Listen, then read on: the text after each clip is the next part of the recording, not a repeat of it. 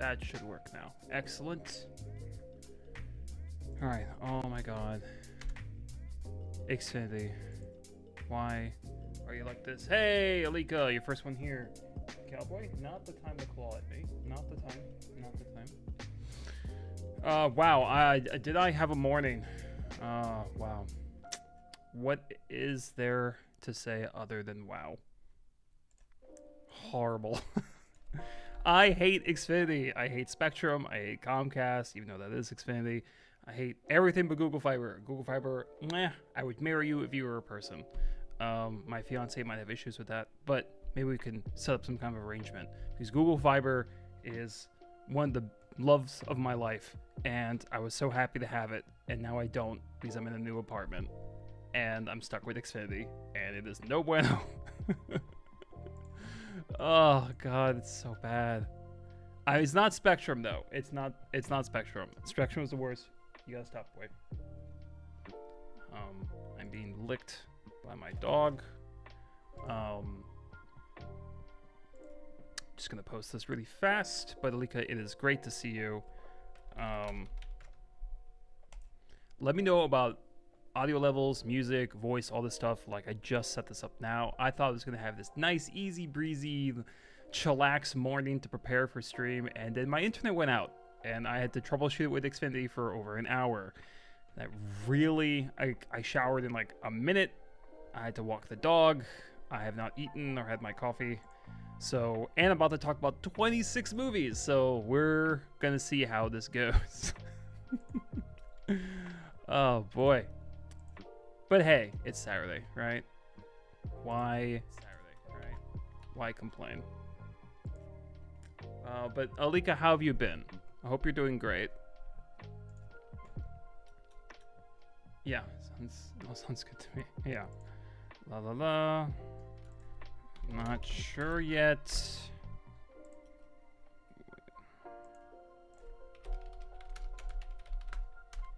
Sorry.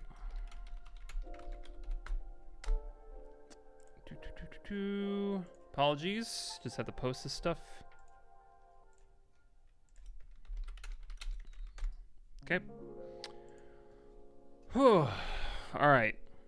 Let's I'm also gonna have to make some kind of, I don't know. I'm gonna make some kind of like what do you call it? Like a background for my coffee break. I think that's a smart idea. Also, this doing pretty good. Went to Austin Film Festival a couple months ago, which was amazing. I'm also watching No Other Choice tomorrow. That's No Other Choice. Is that the one by, oh, who's the director? Who's the director? Fuck. No Other Choice. No, well, now I have to look it up. Park Chan-wook. Okay. Oh, I was thinking about a different film. Oh, I'd totally watch this. There's some other film that they're like marketing on either Amazon or Peacock, and it's by a director I really like, but I'm not sure I'm gonna watch it because one has Julia Roberts, who I think is okay, and it also has that one actress who I nothing against her personally. I don't see why she's being regarded as like one of like the best new actresses. I can't pronounce her name. Ayo Edebiri. I can't do her last name. She's the woman from The Bear. I just don't think she's that great. And she's got like this stellar reputation. And everything I've seen her in, she looks like she's about to like poopy her pants. It's like this one facial expression where she's like uncomfortable, constipated, just like gassy. It doesn't really work for me. I don't think she has a lot of range. She was really bad in that Opus movie.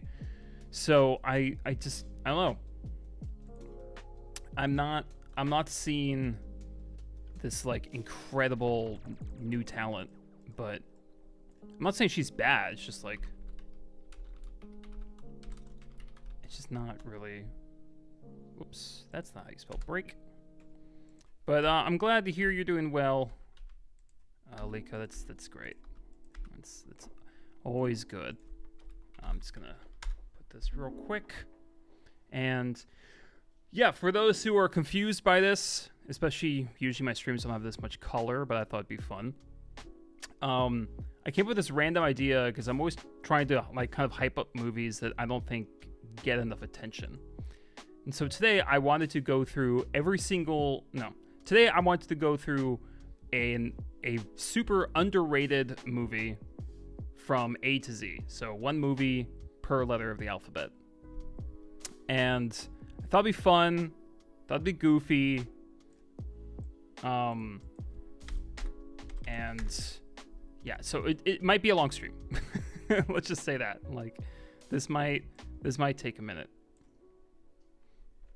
But you know, that's okay. It's okay. We'll get through. We will get through. It'll be all right. I'm just gonna adjust this real fast.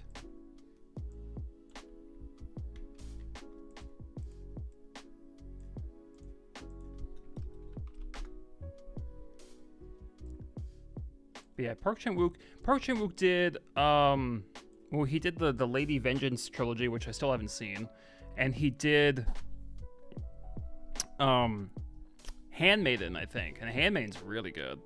It's definitely not gonna be for everyone. It's definitely pretty erotic, but like almost to an absurd degree. But it was good. I mean, I can't deny just how talented he is. Hey, Noel, how's it going?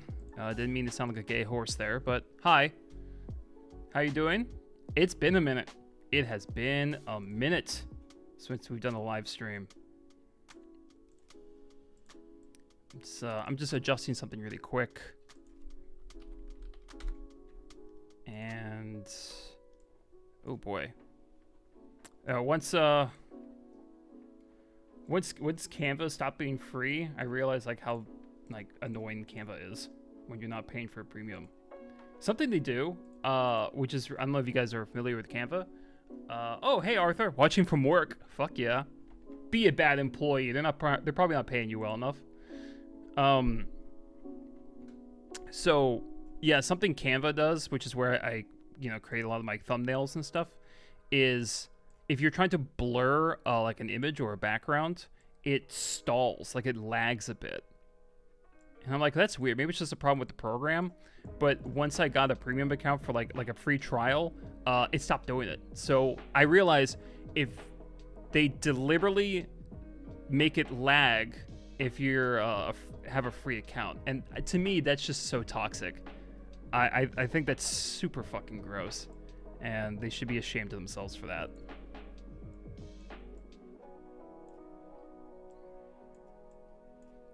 All right. I'm making a background for my coffee break because I know I'm gonna need one. And it is boiling hot in this loft, so that's also a thing. But it's okay. We're getting through. Also, this song sucks, and I don't know why it's always here. Okay. Okay, great. Let's see real quick. This just takes a second and we can get started. Fuck yeah.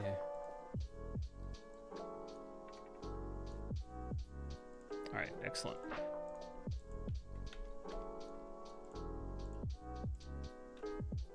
Cool. Hey, Alexis is here. How's it going, buddy? Alright, let me... Testing, 1, 2, 3. Testing, 1, 2, 3. Cool.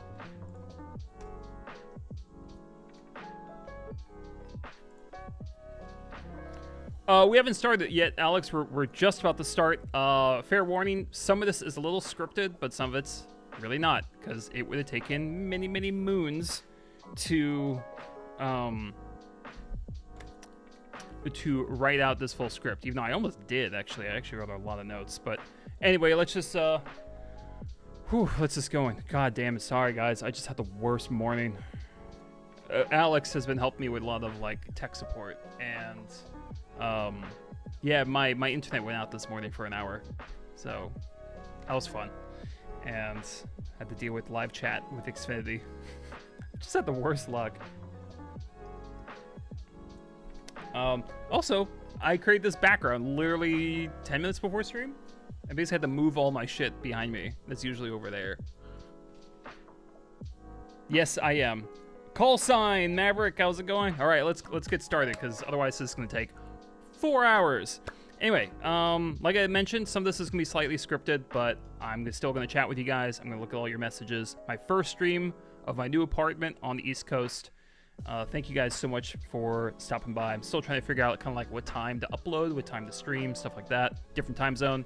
So anyway, let's get going. So I wanted to start by saying that I don't know about you guys, but for me, there's a whole lot of mid going on in Hollywood right now. It's like we're in a 6 out of 10 timeline where mainstream movies are more overrated than ever, and people are just clinging to franchises long dead, and studios are using every tool in the book to just avoid making a good product. And because of this situation, I think it's a perfect time to talk about movies that are great, or at least make us feel great things. You know, ones that didn't get enough attention or acclaim. And so for fun, I thought it'd be fun to do our ABCs. So here are some underrated movies you need to see for each letter of the alphabet. Because why not? Like, Christmas is weeks away. We're not doing anything. So, like, fuck it, right? Like, let's just go. Yeah, no worries, Alex. So, again, and please comment with any you think I missed, and please comment with any you think I missed, and subscribe to support the channel. Here we go. Let's go with... And I ordered these all. All right. A is for Are You There, God? It's Me, Margaret. This is a 2000... Give you the OLED. Will do, Alex. Yeah, it's pretty nice, Alex. I won't lie. All right, so it's a story about a girl struggling with faith, family, and puberty. And it's based, yeah. Okay, sorry, let me start over. So, A is for 2023's Are You There, God? It's Me, Margaret. A story about a girl struggling with faith, family, and puberty, based on the famous book by Judy Gloom.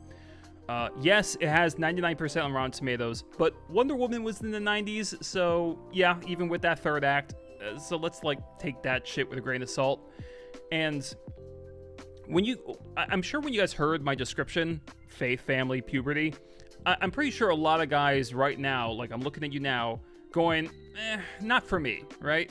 And I'm telling you guys specifically that this was really funny and insightful for a guy to watch. It's, I don't know, like I was getting such amusement out of girls just talking about these things. And I think that's one of the biggest attributes to this film, is that it's so honest. It's not edgy, it's not condescending, it's just frank childhood challenges.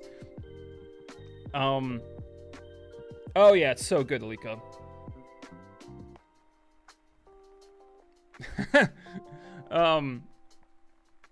Like there are so many things, and it's also interesting how, and I've been asking a lot of women about this film, and it's interesting how so much has changed, because this takes place in the 70s, and yet so much hasn't. Like girls still have to deal with a lot of these emotions, the awkwardness around puberty. And what's also interesting is that in this film, the girls want their periods. They want their first one. They want to hit puberty. They want to, you know, shop for bras and all this. Like, this is all exciting to them.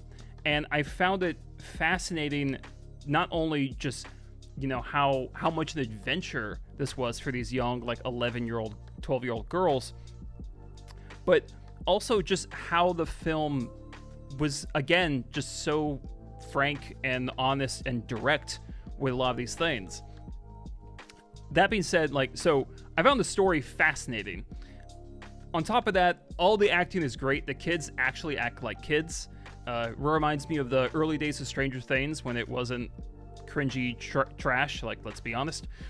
And the production design is exceptional. They got so many small details right, both visually and in the script.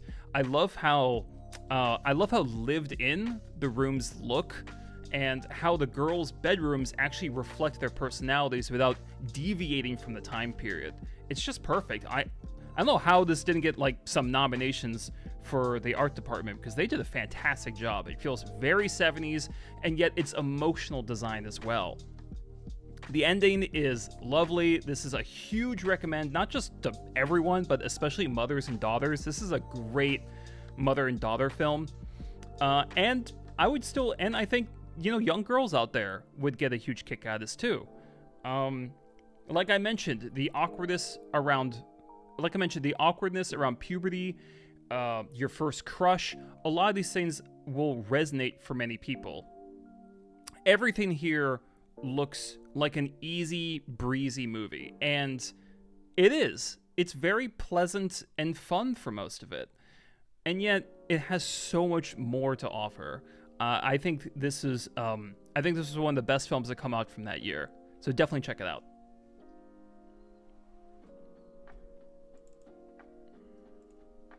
All right.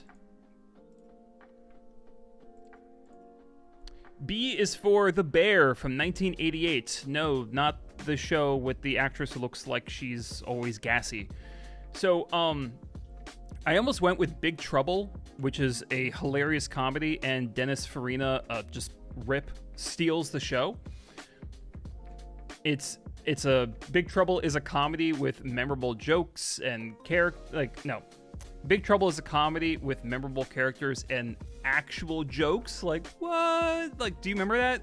I also almost went with Blue, which is literally a solitary blue screen for 90 minutes. And it's an enthralling experience of a man telling this life story that's about to end. But I still got to go with 1988's The Bear, because this movie's kind of insane. It's a fictional story of a bear cub having to... Okay, Alex, I gotta cut this shit off right now. Okay, not the stream, but I knew I was gonna get some shitty comment like this. All right, so apparently a lot of people don't know how things are categorized. The in a movie title does not count as a T, so we're just establishing that now. If I get any comments on this fucking video of people saying that these movies start with T, anytime anything starting with T is organized in any kind of folder or whatever, library, your iTunes, all that stuff, the T doesn't count. It has never counted. This is not a T movie. This is a B movie. All right? We're all in accordance here. Like, okay. Cool. Good to know. Thanks, Alex. My blood pressure was actually doing okay there for a minute. But then you had to pop in. Anywho, yeah, the movie's crazy. It's a fictional story of a bear cub having to fend for itself. And, yeah. But because they use real bears and other animals, it almost feels like a documentary. So it's like a fictional documentary, a pseudo-documentary. And so much of it comprises of just animals out in the wilderness.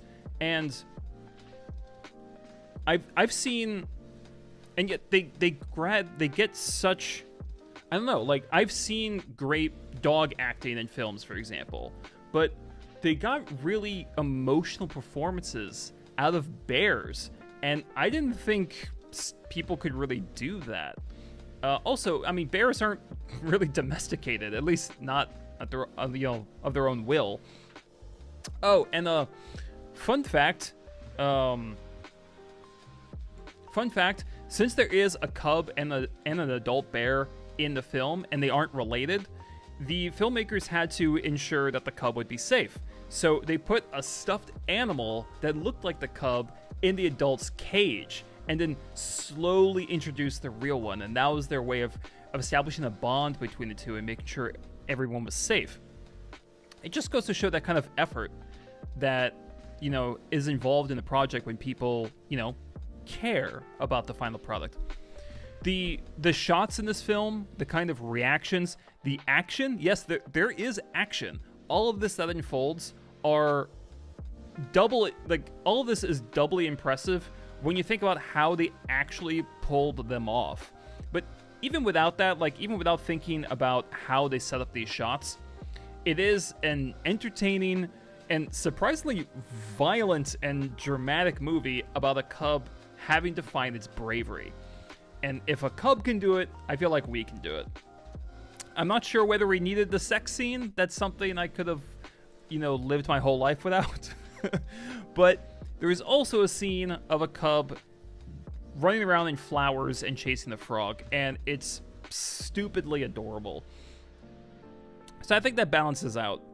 I also like how the hunter characters aren't Clayton from Tarzan. They have depth, they have intelligence, they're not pure evil, and they just simply they just think they're doing their job. They don't see what's wrong with their actions.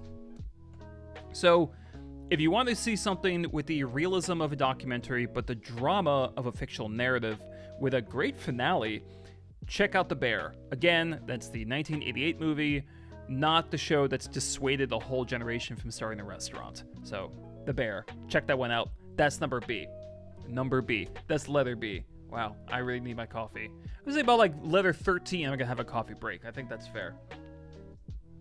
I am reading your comments, guys, by the way.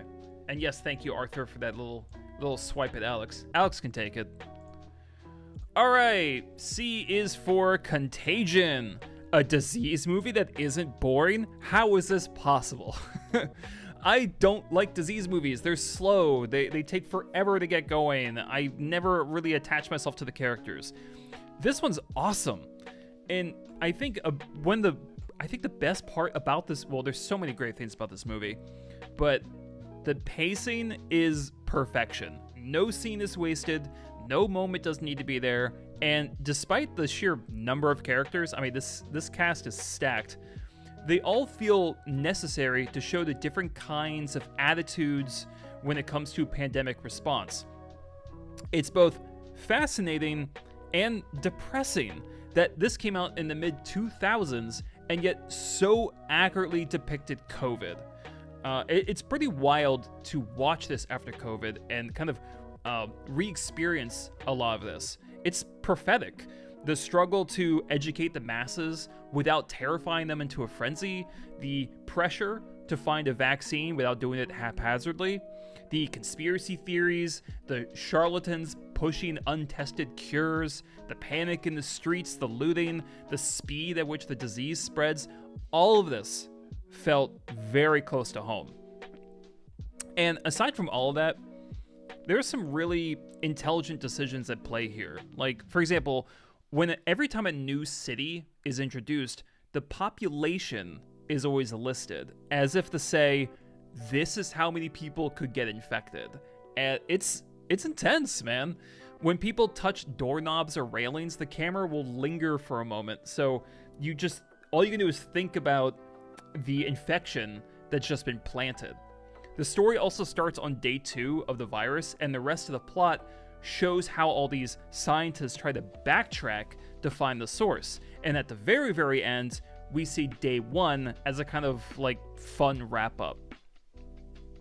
All the performances are great, especially from Kate Winslet.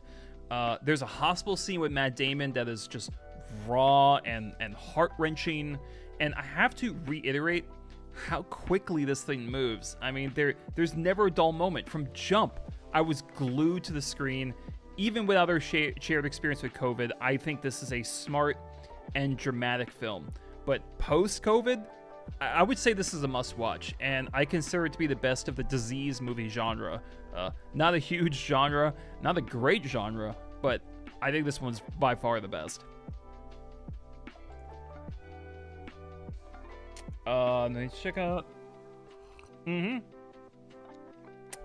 City of Ember. Alex, I've never heard of that. Is it good? I assume it's good since you're talking about it. Okie dokie. Alright, D is for Dinner in America. This one's just awesome. It's rad.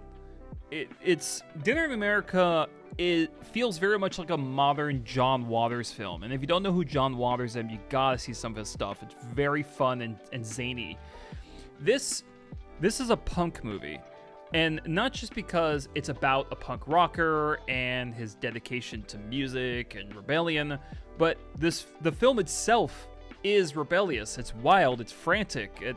It deliberately shrugs off shackles. The acting is deliberately over the top, and the way the main actor curses always makes me laugh. Like, he always overemphasizes the F when he's like, "Fur!" Like, it's, I don't know, it's just so funny how much he leans into his curse words.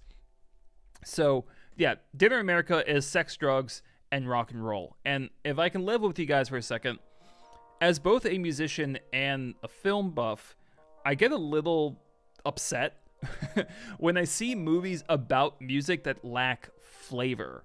Like, don't get me started on biopics.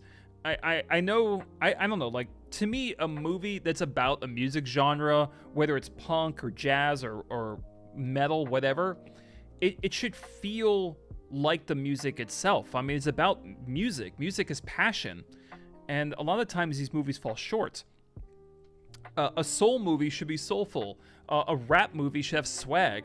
And a punk movie should feel punk. And Dinner in America is punk in every way, from its story to its presentation. And yet, what's so funny is that from growing from first to third act is a really cute romance between the angry punk and the awkward, over-medicated fangirl who's even more bonkers than he is. It shouldn't work, but it does so well, and I honestly think it's one of the best movie couples out there. The movie never, like, I don't know, the movie never really rests. Well, no, that's not true. Like, the movie moves so quickly, but there's still plenty of downtime to build up these characters. There's, you know, I don't know, like, every cute moment, every ridiculous moment is just kind of perfect. It all fits in with the main story. I truly love this film, and anyone who's into punk or just wants a film with some attitude, with some flavor, definitely should watch this. I think this is great, and I really do have to reiterate how this punk attitude and this cute romance shouldn't really line up, but it's their shared passion and their shared absurdity that makes them click so well. It's so great. Plus, it's really well shot. The songs are great. Yeah, it'll be a little weird to get into first. You know, you'll start watching and going, what the hell am I watching? Just stick with it. I'm telling you, it's so much fun.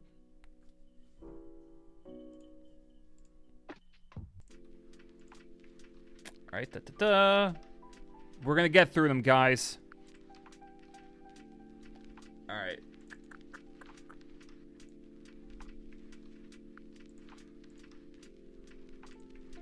E is for enough said. I almost want to be kind of a dick and just be like, enough said, and just move on to the next one, but I'm not a dick.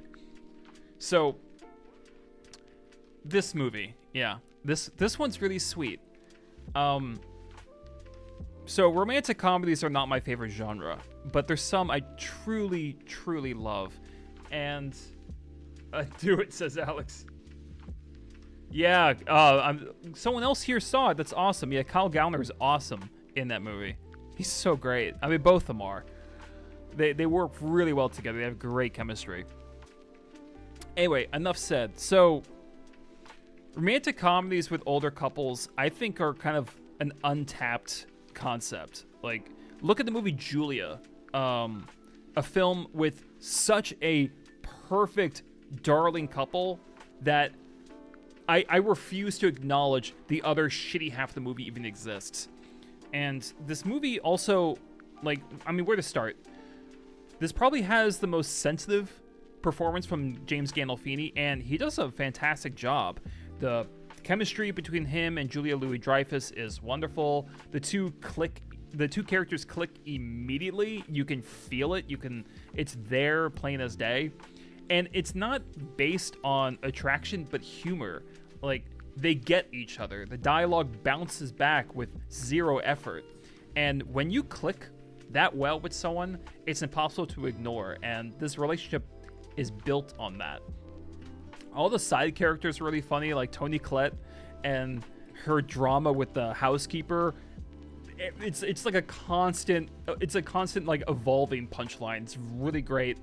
And again, it's dealing with different aspects, different obstacles that couples can run into. It's not just we need to overcome this massive thing or this web of lies.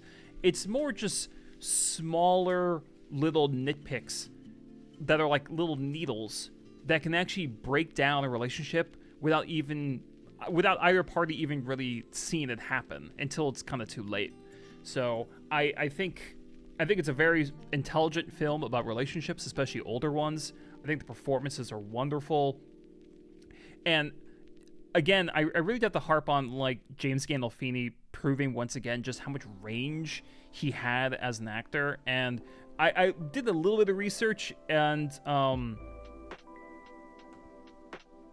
did a little research, and apparently James Gandolfini was constantly undercutting himself. He didn't think he was doing a good job, and it's so unfortunate. This was one of his last films, and I wish I could just tell him now and say, James, like, Mr. Gandolfini, you did great.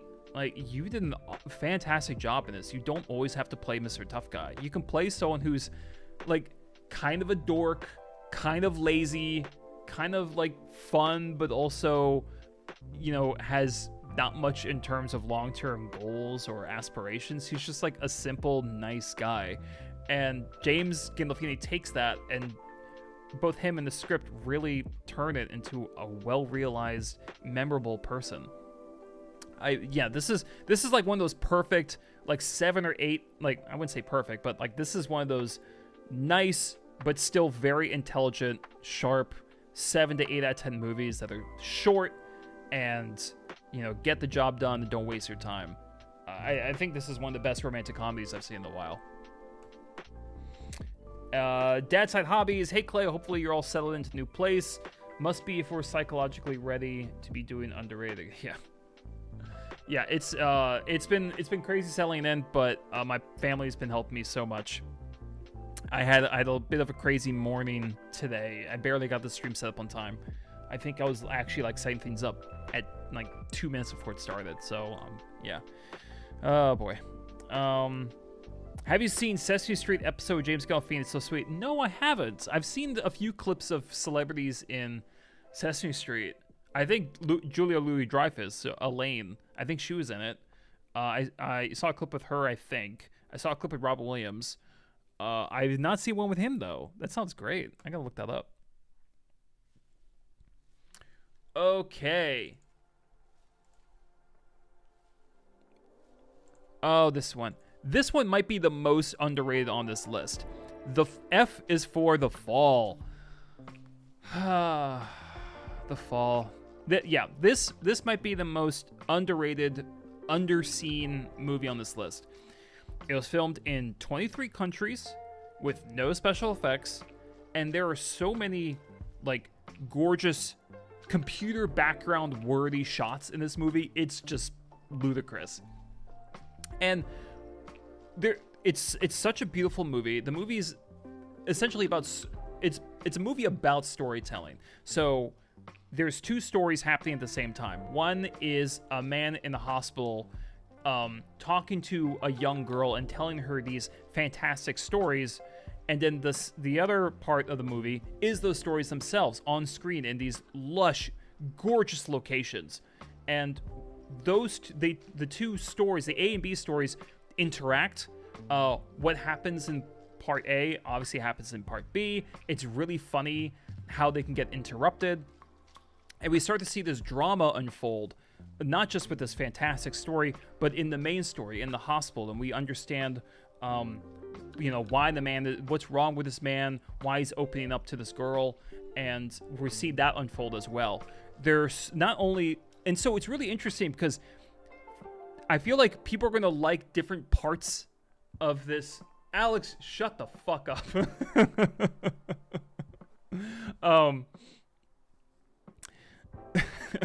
God damn it. I feel like I loved both sides of this movie, but it's interesting because I feel like the A and B stories appeal to different tastes. If you want this expansive, world-hopping adventure, this movie has that. If you want something a bit more intimate and extremely realistic, the other story has this. And with that, the conversations between the man and this young girl, oh my god, you feel like you're a fly on the wall. I don't think I've ever seen conversations between a man and a child, I don't think I've ever seen conversations between an adult and a really young child feel this realistic in my life. I mean, how she's kind of stumbling over her words and repeating herself. They miscommunicate. He's trying to like tell her these stories and she's kind of shifting them. Just the back and forth with them. It feels very improvised, and it feels like they were shielded from view. And in fact, I think they actually were shielded away from a lot of the cast because, God, seriously, just watch it for like 30 seconds, the scenes with those two, and you'll feel like you're a babysitter again. You know what I mean? It's actually kind of amazing.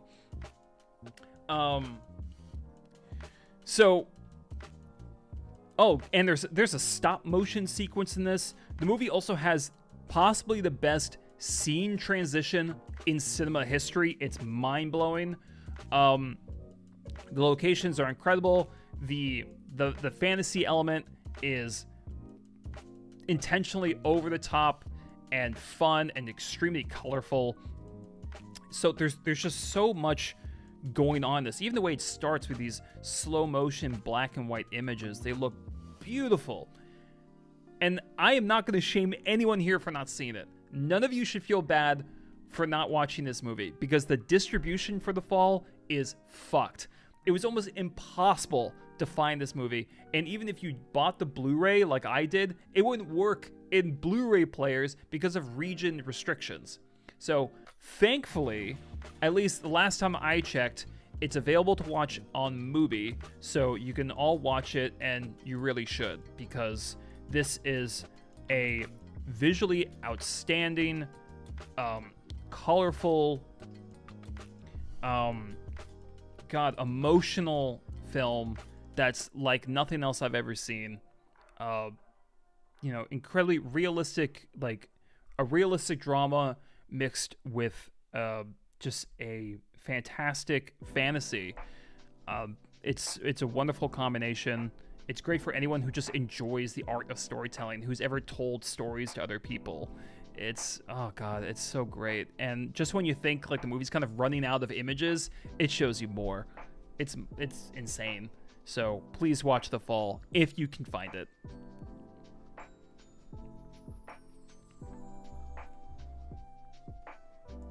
Nice. But yeah, I think Movie has it. Like, I watched it by kind of like ripping from the Blu-ray that I bought, and it was a huge pain in the ass.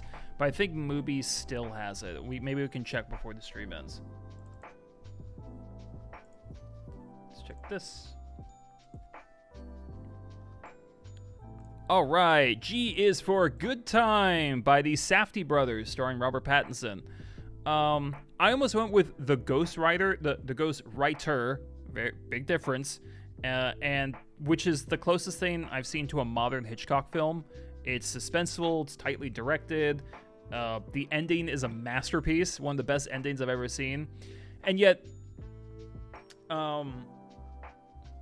Good Time not only had less eyes on it than it deserved, but it probably should have won Best Actor for Robert Pattinson. His character is a charismatic, ruthlessly manipulative sociopath, and Pattinson completely owns it. I never for a moment saw the actor through the performance. His accent, his mannerisms are consistent and believable, and whether he's like making moves, like whether the character is actively making moves or simply listening, you can see those gears like working in his head, planning how to use everything and everyone to get what he wants. It's such an interesting portrayal of a sociopath, and it's like if like the charming guy in charge of heist was an actual asshole. That's what this character would be. You know, like if Danny Ocean was kind of a douche, that's what this would be. Yeah, he's such an engaging character to watch. His bond with his brother makes sense. It's emotional.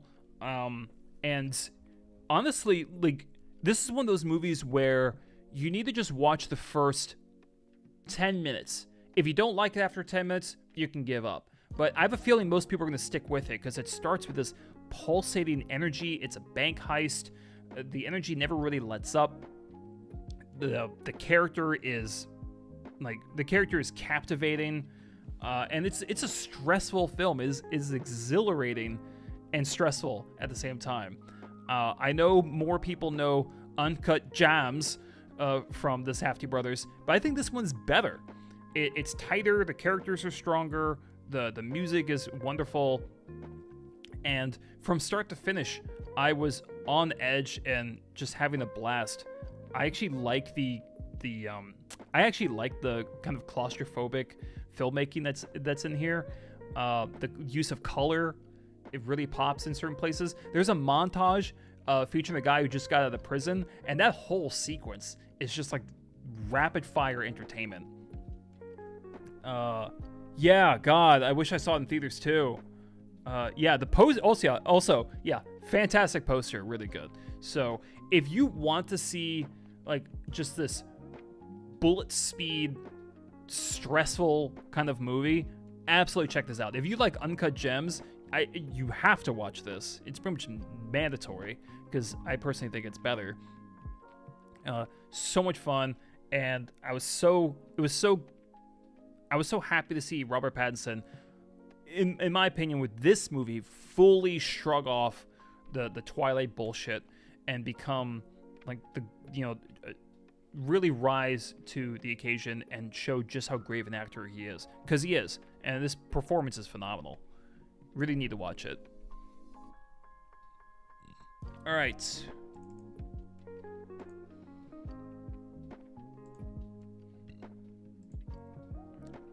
H is for Hundreds of Beavers. Yay! Yay!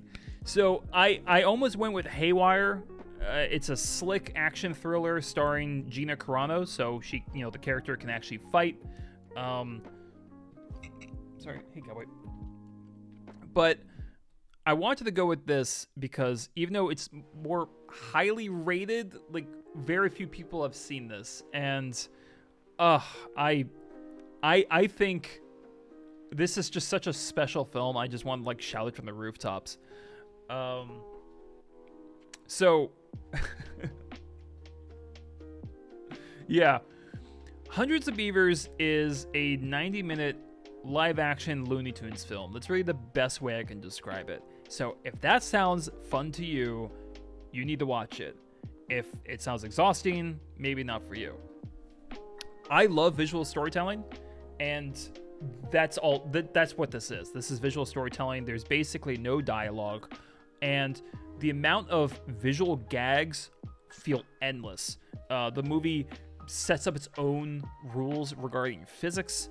It's about a fur trapper who has to kind of fend for himself, and it's not only very entertaining watching him constantly hit these roadblocks as he's trying to catch these different animals, but I find it oddly inspirational. I mean, he never gives up.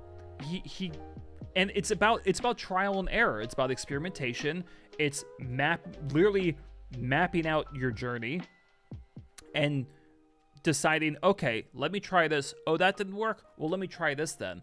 And just not letting anything really get to you. I mean, he gets injured, he gets disappointed, but he works his way up and, becomes a talented fur trapper by the end by using not just his perseverance, but his creativity. I mean, the devices he comes up with and how he navigates the obstacles rather than try to barrel through them. It's honestly an amazing watch. And on top of that, it's so fucking funny. It is hilarious. There's this sequence where a character sees the entire lifespan of a rabbit family just from the footsteps in the snow. So clever. The ending is this really elaborate log ride action sequence that must have been a blast to storyboard, and the end effect is thrilling. It's better than some action scenes I've seen lately. Yeah, it's just I can, it's one of those films, again, I'll probably be saying this a few times, but it's one of those films where you can feel like the love that went into it, the work, the ingenuity, and it's actually, there's actual skill going on. I mean, the sound work, God, the Foley sound that went into this isn't just, it's fun and over the top and cartoonish, but there's really clever decisions, like when a character is trying to scoot across the ice, and it's very clear that they rub something on the edge of a balloon.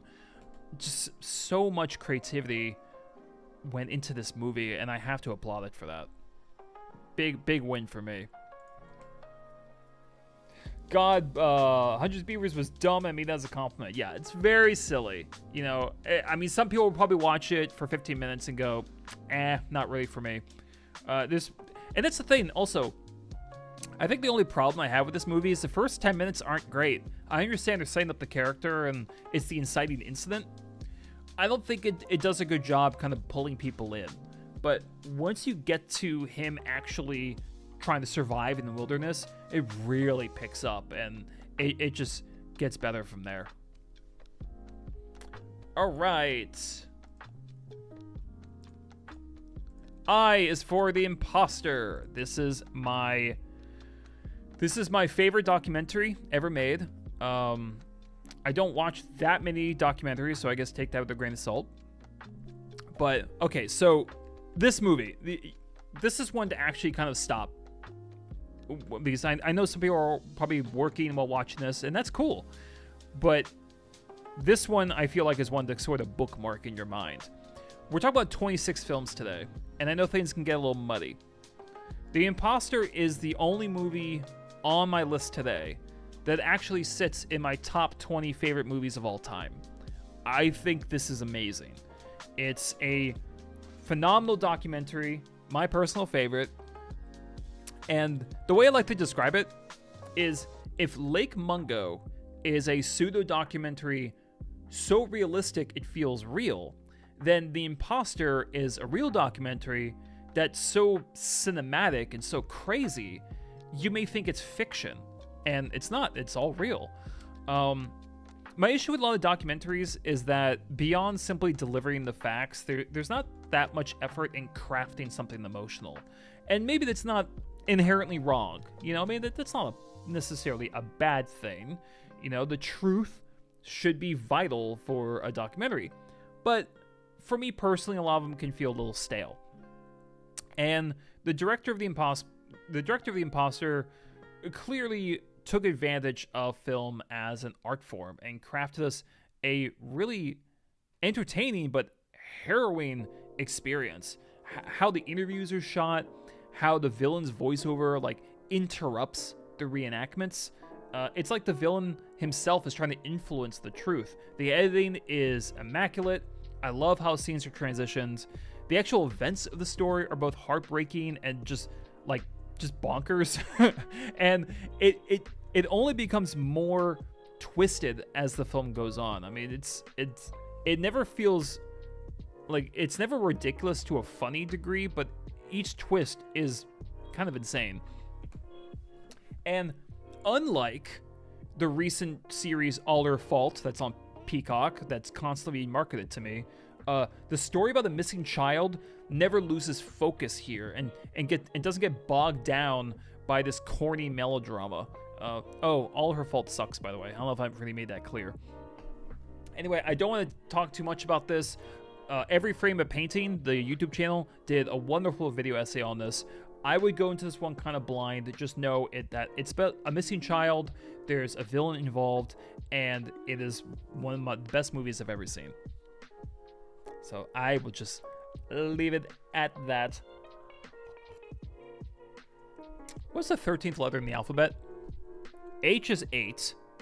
I know that from all that Heil Hitler bullshit. So that's 8. So J is 10. M? Is M the 13th letter? I think so. Okay. I hope Alex comes back for the M, because I think he's going to appreciate the movie I picked. Yeah, Lika. They yep. I used to watch Every Frame Painting a lot. Great video essays. Okay, J. La la la. J is for Jane Eyre. I know there's lots of versions of this. This is the most recent version, I believe, starring Mia Wasikowska and Michael Fassbender. Yes, this was nominated for Best Costume Design, but I don't know. I'm stunned. It wasn't nominated for more. Like, oh man, this is gonna be a hard. I don't think this is even a hard sell, but I'm frustrated because I know people, you know, are gonna see this and go, "Oh, this looks boring," and they're not gonna care, right? But I wanna just establish that, yeah, I would consider this underrated. It should have been nominated for Best Picture. I think this is underrated.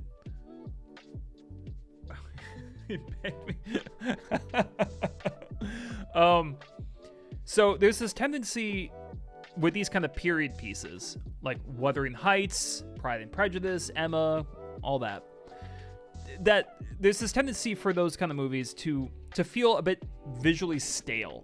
You know, the focus is on the elevated language, and at best, the films look pretty without much else really to say beyond that.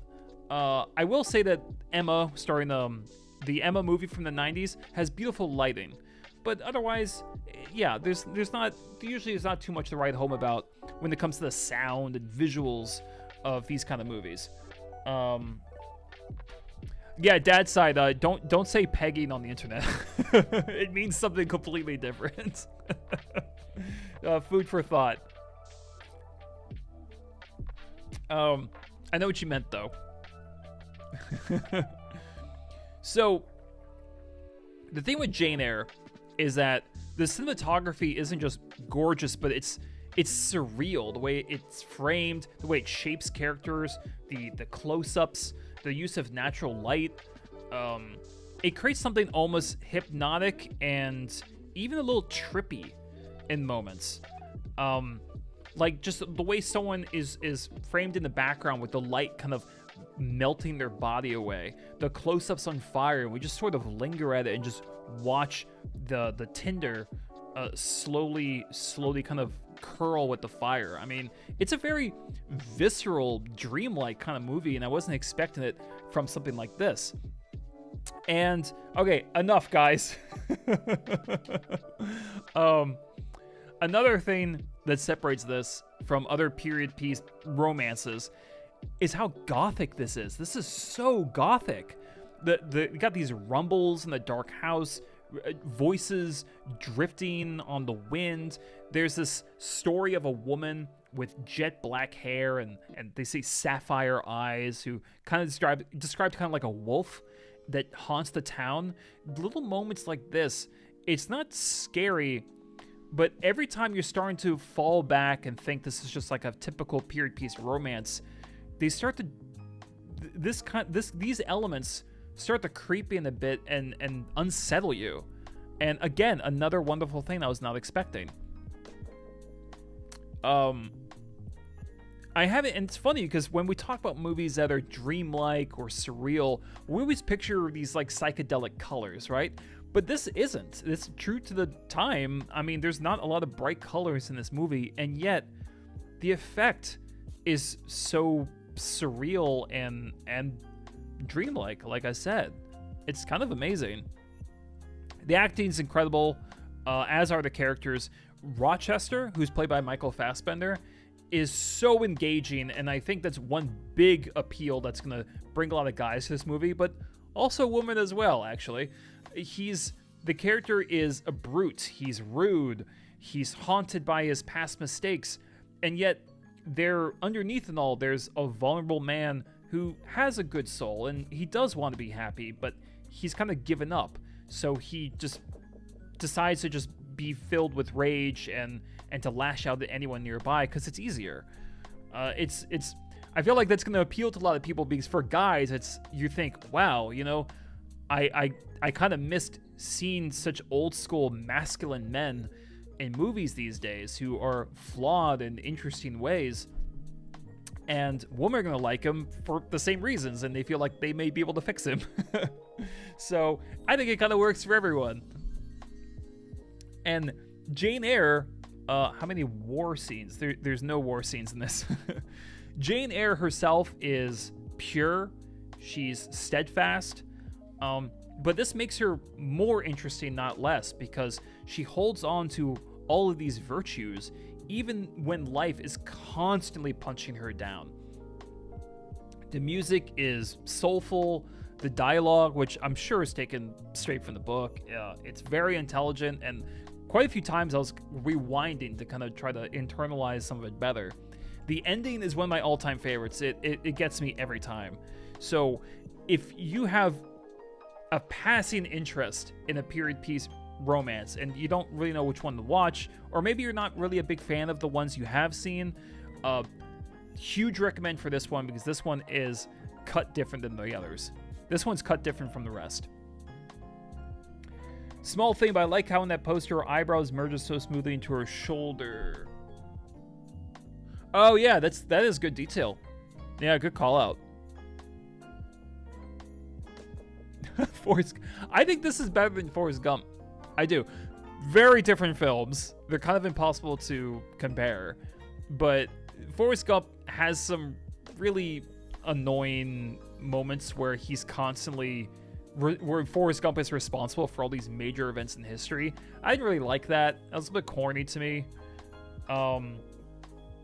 But I still like Forrest Gump, but I like this one a lot. All right. Next up is... This one's gonna be quick.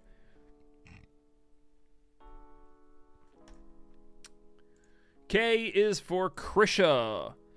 So, we had Thanksgiving recently, and some of you might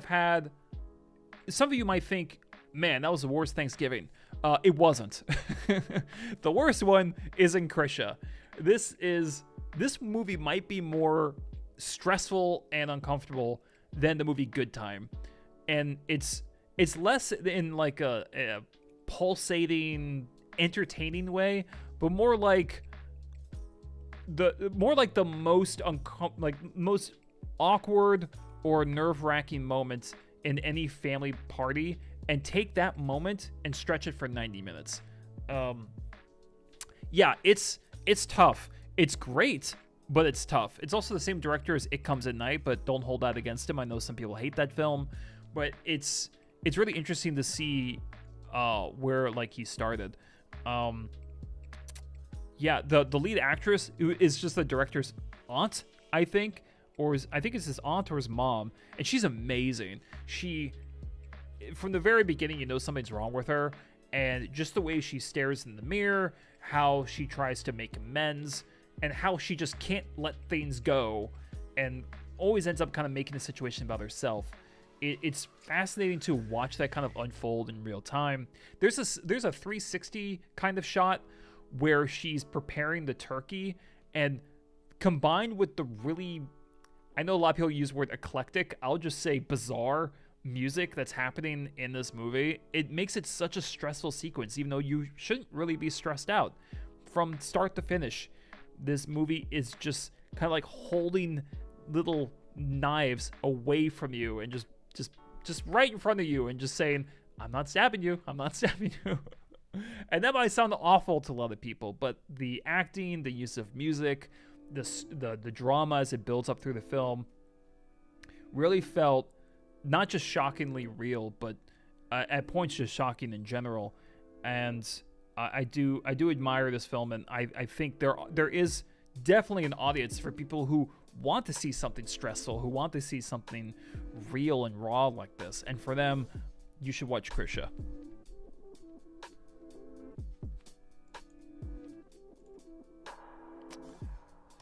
All right, L is for Lars and the Real Girl, starring Ryan Gosling. I was gonna go with The Last of Sheila. I think that deserves a shout out for being a really impressive mystery that clearly inspired The Glass Onion. But I don't know, Lars and the Real Girl is still my favorite Ryan Gosling performance, and I think the most impressive thing about this is that it didn't become trashy or edgy or gross. Oh, Alika, I never saw that. So the concept is pretty wild. And a very antisocial man has trouble connecting and communicating with family, coworkers, pretty much anyone. And one day he orders a sex doll and is convinced it's a real person, a girlfriend named Bianca. And this easily could have been just salacious and stupid. But it's not. The way the characters around Lars actually go along with his delusion and then gradually pull him away from Bianca and get him to open up is not only just clever, but very heartwarming. This is one of the benefits to living in a smaller town, is that, you know, generally speaking, you're more likely that people are going to care about you. And, you know, much more, the community literally rallies around Lars to support him. And then, like I said, in very, very subtle ways, start to isolate Bianca away from him so that he can communicate and that he can grow, and then eventually get over this delusion. And also, not just from the townspeople, but there's a lot of cleverness in the script that makes you think about why Lars does what he does. Like when he says, at one point he says Bianca is sick, and is that just another delusion, or is that his way of taking Bianca to a doctor so that he can see a doctor, so that he can talk to a medical professional about his own anxieties? So this delusion that he has, it's not really shaped as, oh my god, this guy is crazy, but that he's traumatized, that he needs to communicate with someone and he doesn't know how. He needs to gain self-assurance. And so this character, Lars, goes through a very complex arc full of joy and fear and connection, and Ryan Gosling performs it beautifully. I mean, he never overdoes it, but he never kind of shirks away from the responsibility either. He's a full-fledged character who I bought completely, and I think this is his best performance. I don't think anything comes close. Oh, really, Dad Side? That's interesting. I personally think this should have been nominated for Best Actor and probably Best Screenplay. I really do. And what's also interesting is that the guy is very sympathetic, Lars, but the film also makes sure to show that he's a little bit selfish. And this culminates in a great argument scene, which is not only well written, but the fact that the actress's voice is breaking and sounds hoarse, like she's sick, you know, it gives it realism. It gives it something extra. There are so many good scenes in this film. There's a resuscitation of a teddy bear. There's a bit with the band Talking Heads that's beautiful. God, it's such a smart movie, and it's smart and cute in equal fashion. And it's a film that actually benefits from rewatches because you will notice those issues with Lars early on. Yeah, I think this movie is slept on.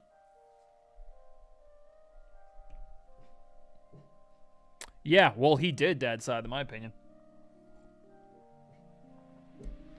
Cowboy, be good. My dog.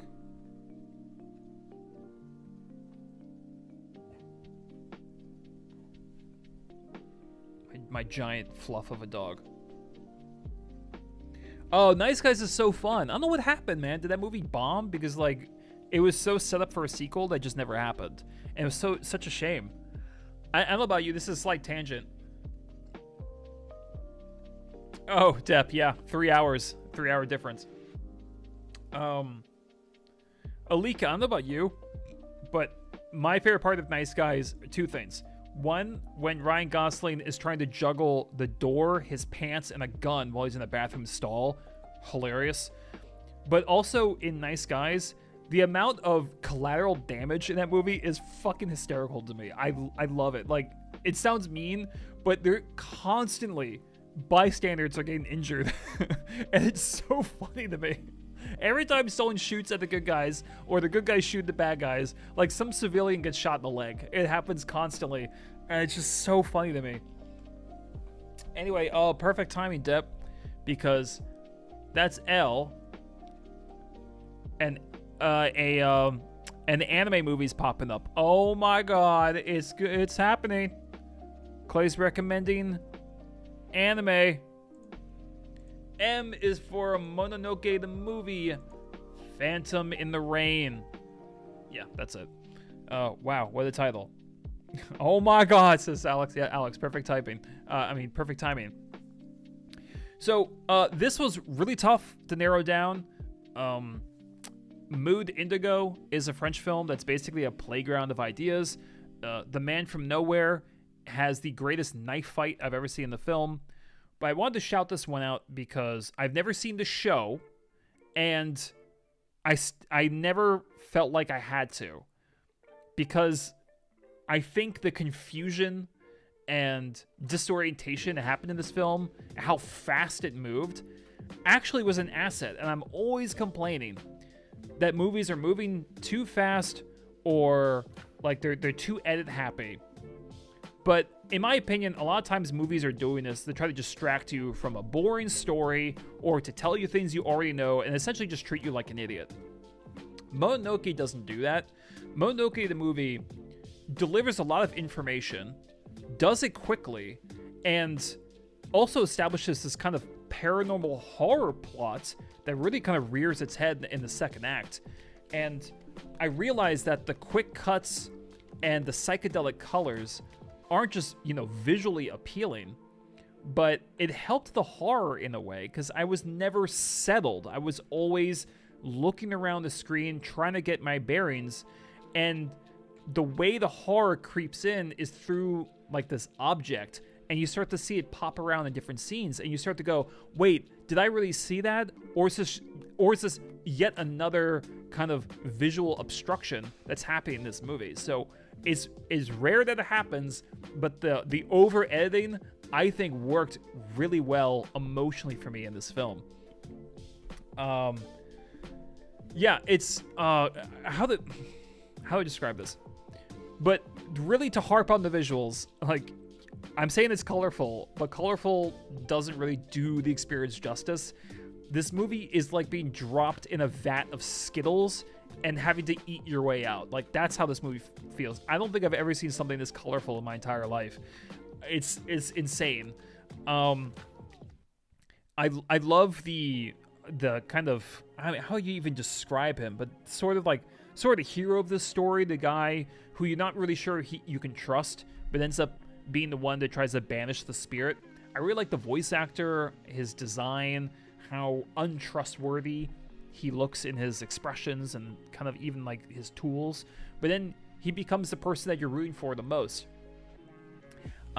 Even from the very beginning, it seems like the film is like there's this, I don't know, from the very start, there's this haze going on in the film, and there's even elements that I don't fully understand, like why people's faces are randomly turning black.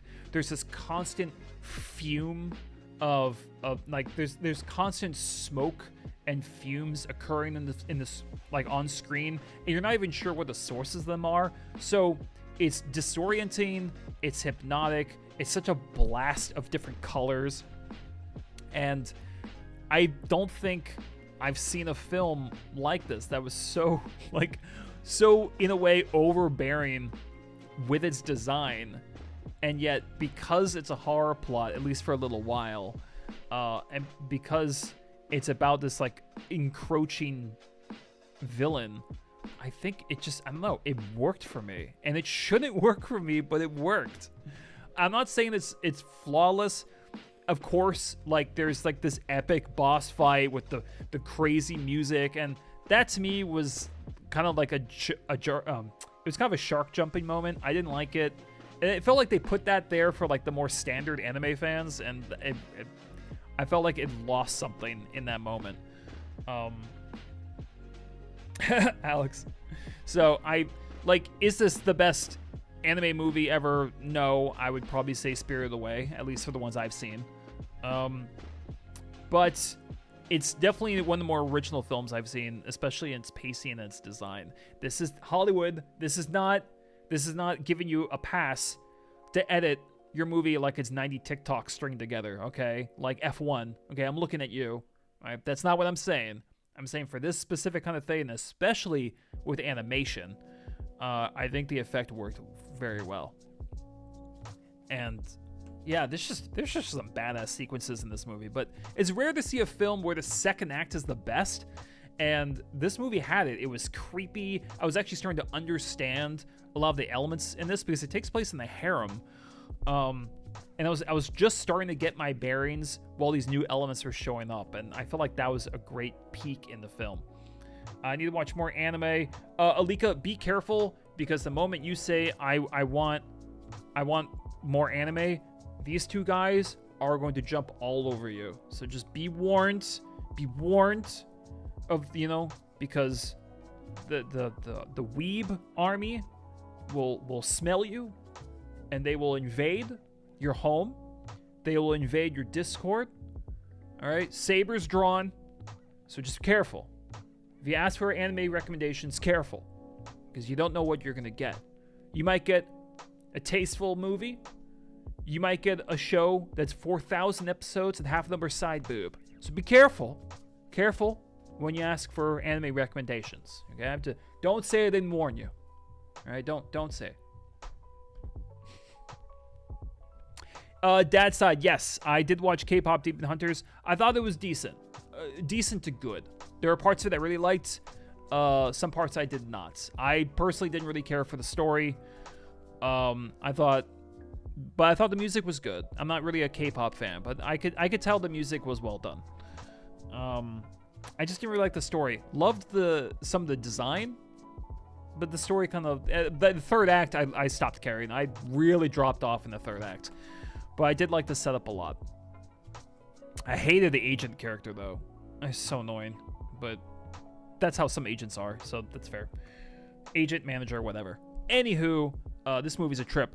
Also, there's a sequel, but I couldn't get into it. And I think I should try it again.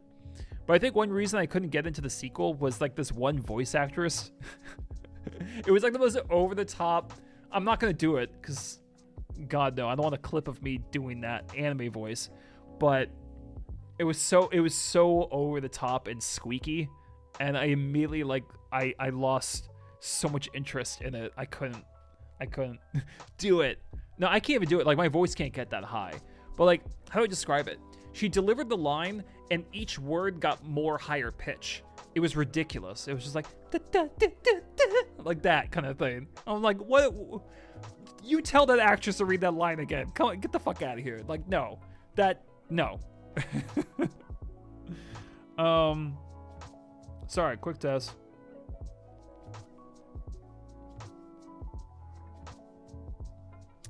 True, Depp. True. Sorry. Live streaming. Chaotic morning. Yes.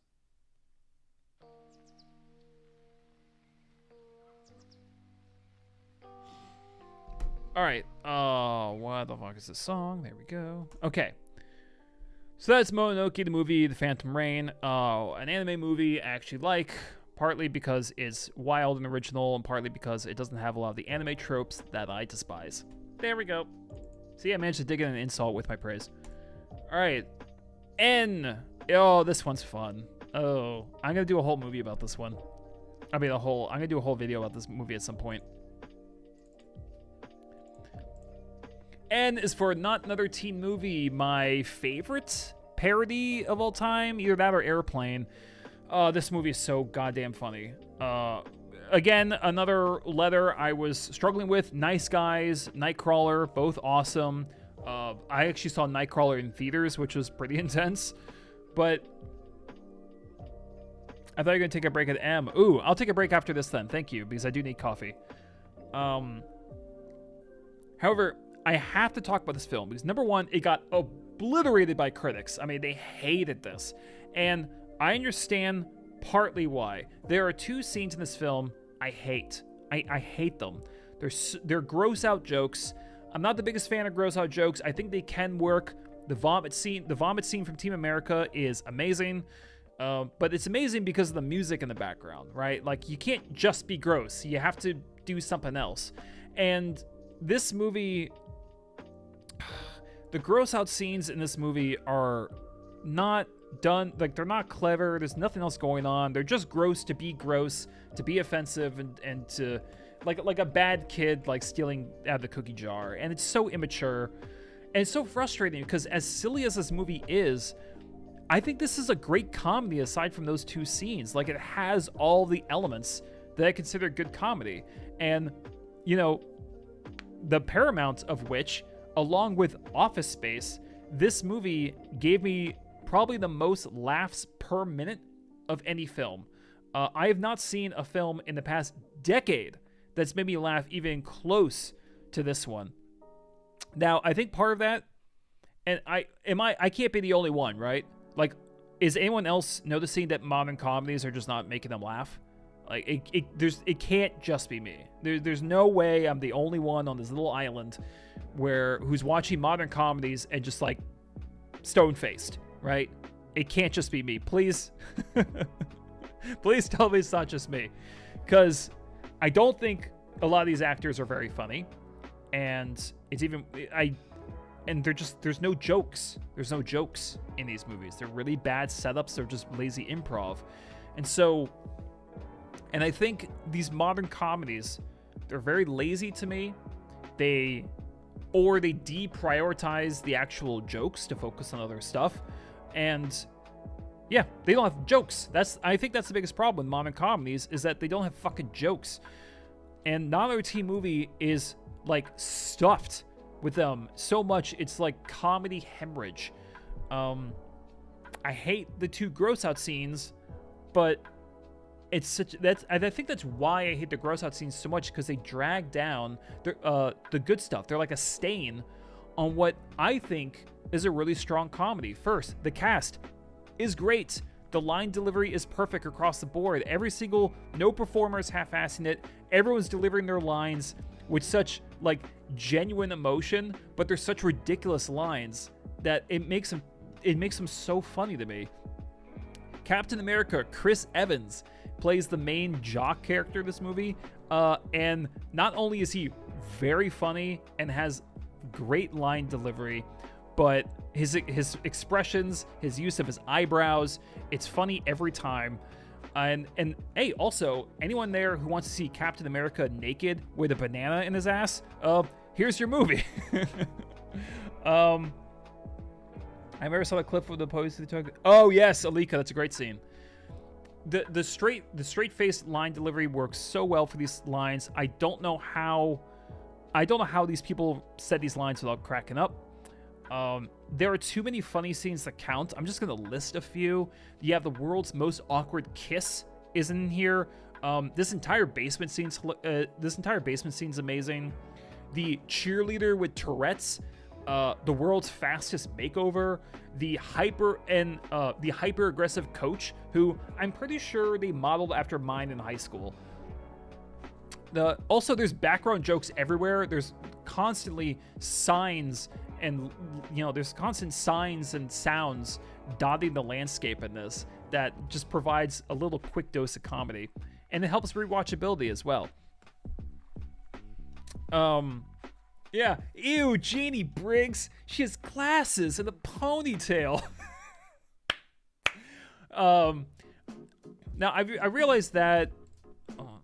I realized I didn't really describe what the movie is about, but it's essentially a parody movie of teen. It's essentially a parody of teen movies, whether they be football movies, or romances. I think the main movie it's really going off is She's All That, which is kind of your classic, guy makes a jockey guy makes a bet to fix the unlikable girl, and they start going out, but then there's the web of lies and all that stuff. And so this movie uses that kind of like its main plot momentum, which I think is smart, and then everything else is just flavor. And God, they do so many both direct and subtle gags making fun of these kind of movies, like how like at the like the prom, like everyone's this professional dancer that they're all like lined up perfectly and hyper choreographed. All the characters are like deliberate cliches, you know, like the slut, the angry cheerleader, the jock, the super pompous best friend, the token black guy. They get a lot of mileage out of that cliche. There's even a scene where one guy has to kick out the other guy of a party because he's supposed to be the only one there. I mean, there's so much comedy and there's so much truth to those characters derived from these movies. Even the cameos are awesome. Like, usually cameos dribble onto the screen. The actors seem out of place, and they got one eye on the cue card, and they got the other eye on the bag of cash. In this movie, they brought back 2 performers from The Breakfast Club, and they sell the jokes perfectly. Hold on, my dog just made a noise. Cowboy.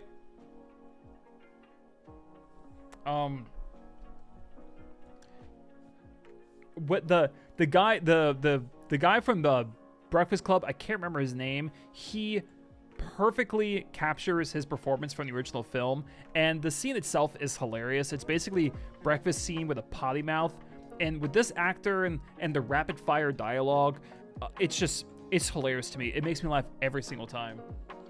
Oh yeah. Dad's side, yeah, pretty much. Now, here's the thing. Comedy is hard, right? Comedy is very hard. It takes skill. It's an art form that deserves more care than just lumping actors into a room and saying, hey, just improv something, we'll make it work. 4-Year-Old Virgin got a lot of mileage out of this kind of technique, but it can't hold a candle to memorable characters delivering funny lines through talented actors. And not another teen movie does it over and over again. I don't even consider this a guilty pleasure. I think there's great work on screen with, like I mentioned, 2 scenes that I hate, but I will always recommend a comedy that made me laugh really hard, and this one did.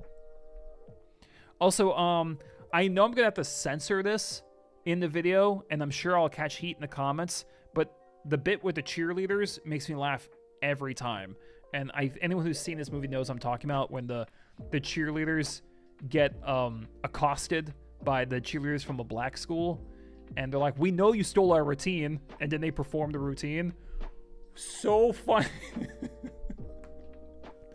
So funny. They don't even change the team name. It's so good. The punchline's incredible. Obviously, when I show it in the video, I have to censor it, which is a shame because it really is funny. I hope we can all join hands and laugh at something that's offensive, but clearly not done out of hate. Ugh. Yeah, I like Tropic Thunder a lot. Tropic Thunder was very, very good. The opening trailers were a highlight for sure. I think Ben Stiller's kind of weak. I've never thought he was a good actor. So I know he's directing the movie, but I thought he was weak in the film. But Jack Black, and especially Robert Downey Jr., they were great. Robert Downey Jr. fucking killed it. He was amazing. I've ever seen a couple of black critics talk about the film, and one of them was like, is he black, really? Like, just for a moment, he thought he might be black. I always found that amusing. I mean, it's such an over-the-top performance, but, like, that's the point, right? Like, he's an Australian actor trying to be a black actor. Yeah, Tropic Thunder is the right way to make fun of Hollywood. I think that's what someone said, and I stand by that. That's a good one. Shaolin Soccer's awesome. Yeah. Alika, I think you recommended the 2 movies by Stephen Chow, Shaolin Soccer and Kung Fu Hustle. I thought Shaolin was better. I think Shaolin was awesome. But I think the shorter version is better. There's like an 1.5-hour version. There's like a 2-hour version. I think the 1.5-hour one's better. But so funny. Yeah, I could have done without the Michael Jackson dance in Shaolin Soccer. But still, pretty damn funny. All right. Oh, you know what? I think that's coffee time. This will take 5 minutes tops. The fallen hundreds of viewers, I think the beginning has no issue. Hey, BBL. Give me one moment. I'll be right back. La. Excuse me. Excuse me. You're supposed to work.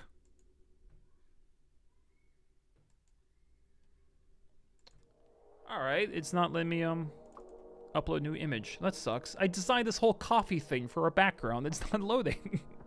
Fuck you. Okay, well, fine. There. Alright, that's the next movie I'm gonna be talking about. I'll be right back.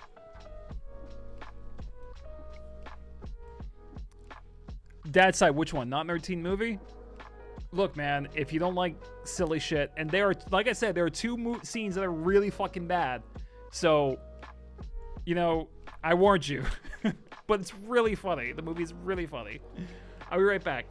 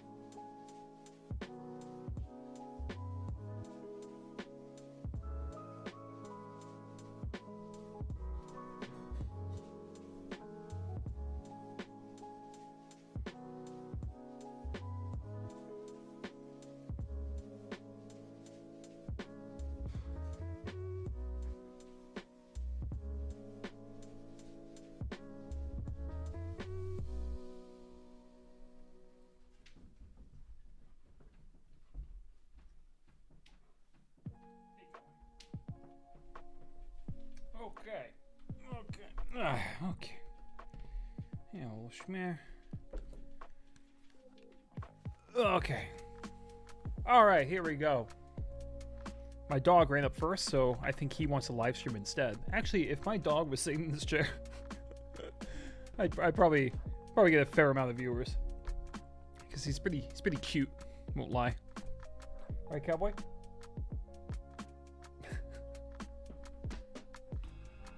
Hold on. Let's get another. Up. Cowboy cameo. How's it going? How's it going, buddy?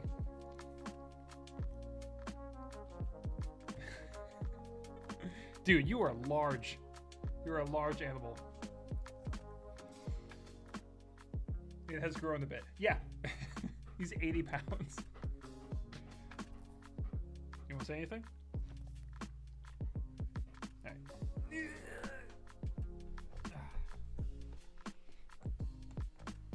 All right. Where are we? Oh. Also, oh. So, wait.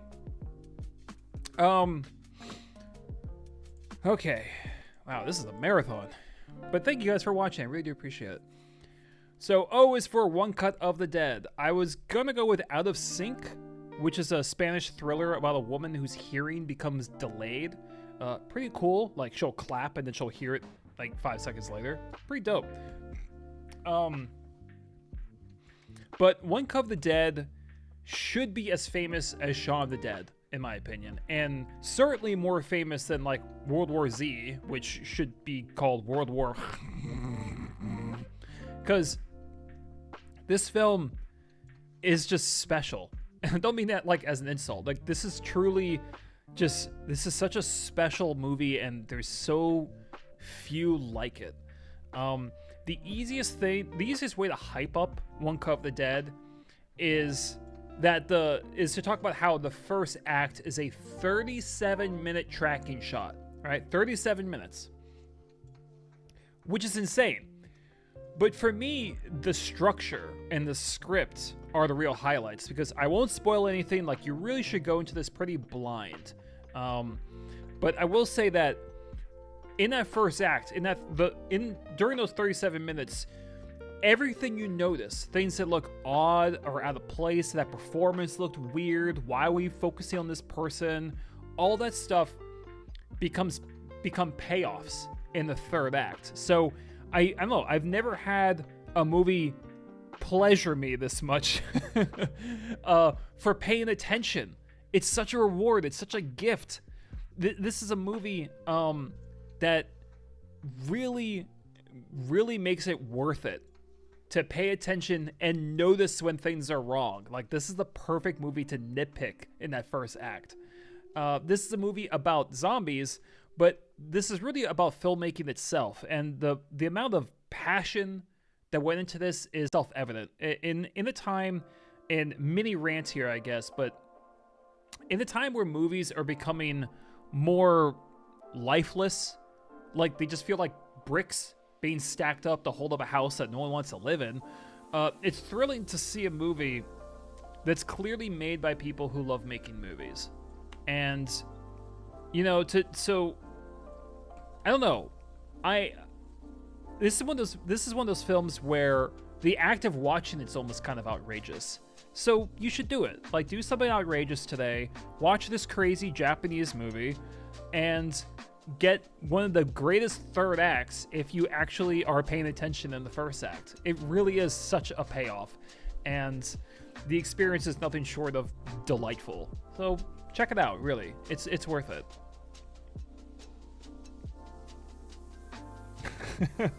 Nice, Depp. Depp, you should watch it, man. Everyone should watch this movie. It really is like the greatest payoff. It's so fun.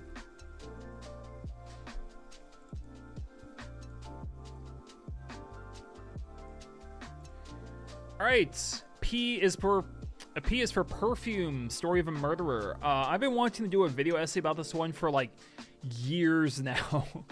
I don't know why I haven't gone around to it.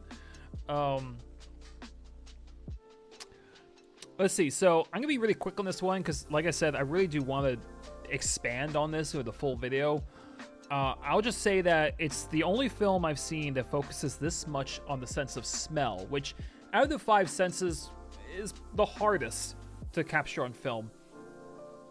And it does it. It does capture it with a lot of visceral imagery. You get close-ups, the way the shots are cut together, the dramatic lighting, and the film understands what kind of images bring out emotions in us that amplify a lot of this, that amplify these smells that we're talking about in the movie, like, you know, the girl holding those fresh fruit, or that disgusting fish market in the intro. I mean, it really hits hard, these smells, and it has to.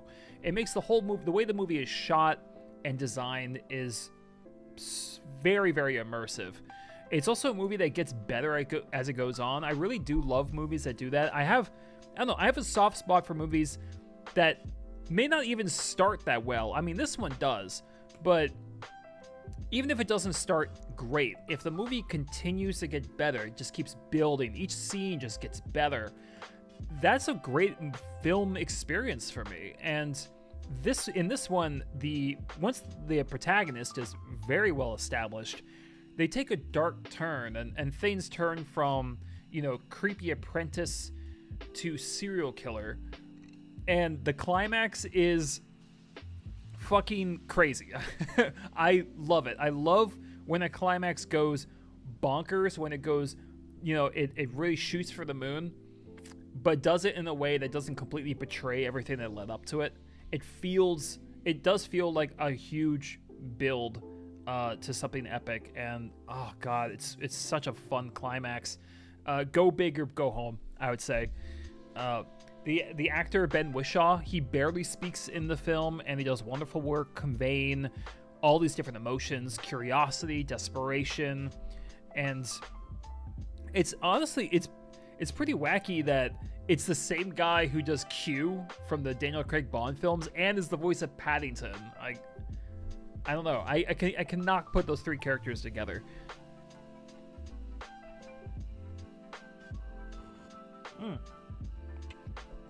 Nice stat side.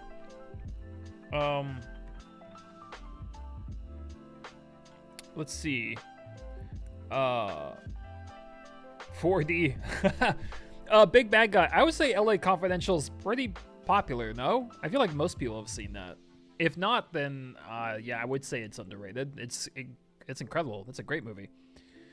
But yeah, with Perfume, I'll just leave it there. It's a serial killer set in 18th century France. It's almost like Silence of the Lambs, and even though it has a couple issues, Dustin Hoffman's a little distracting. I think there's too much narration, but the premise is engaging. It's a great hook.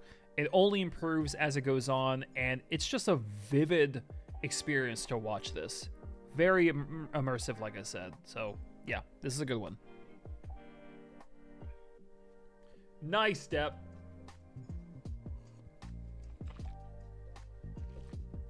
Oh, interesting, Big Bad Guy. Yeah, I mean, it's great. LA Confidential is great.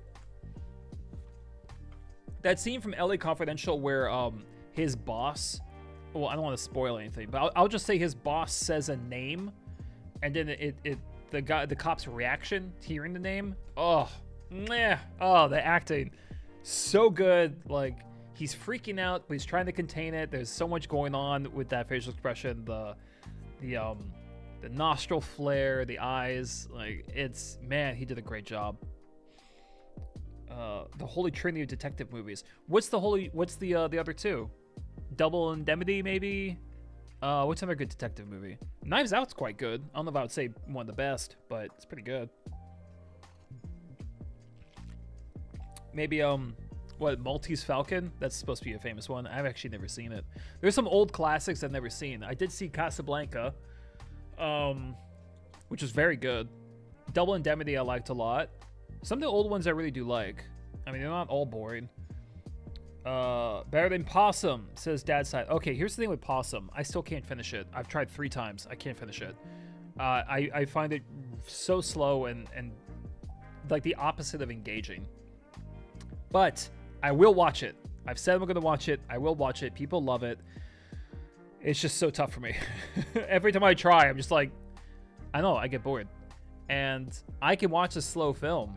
It's not that. It's something else. Something else is throwing me off. I'm not even sure what it is. It's just, yeah.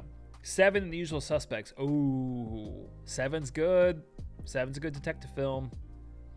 Yeah, that's a fun one. Usual Suspects is also awesome.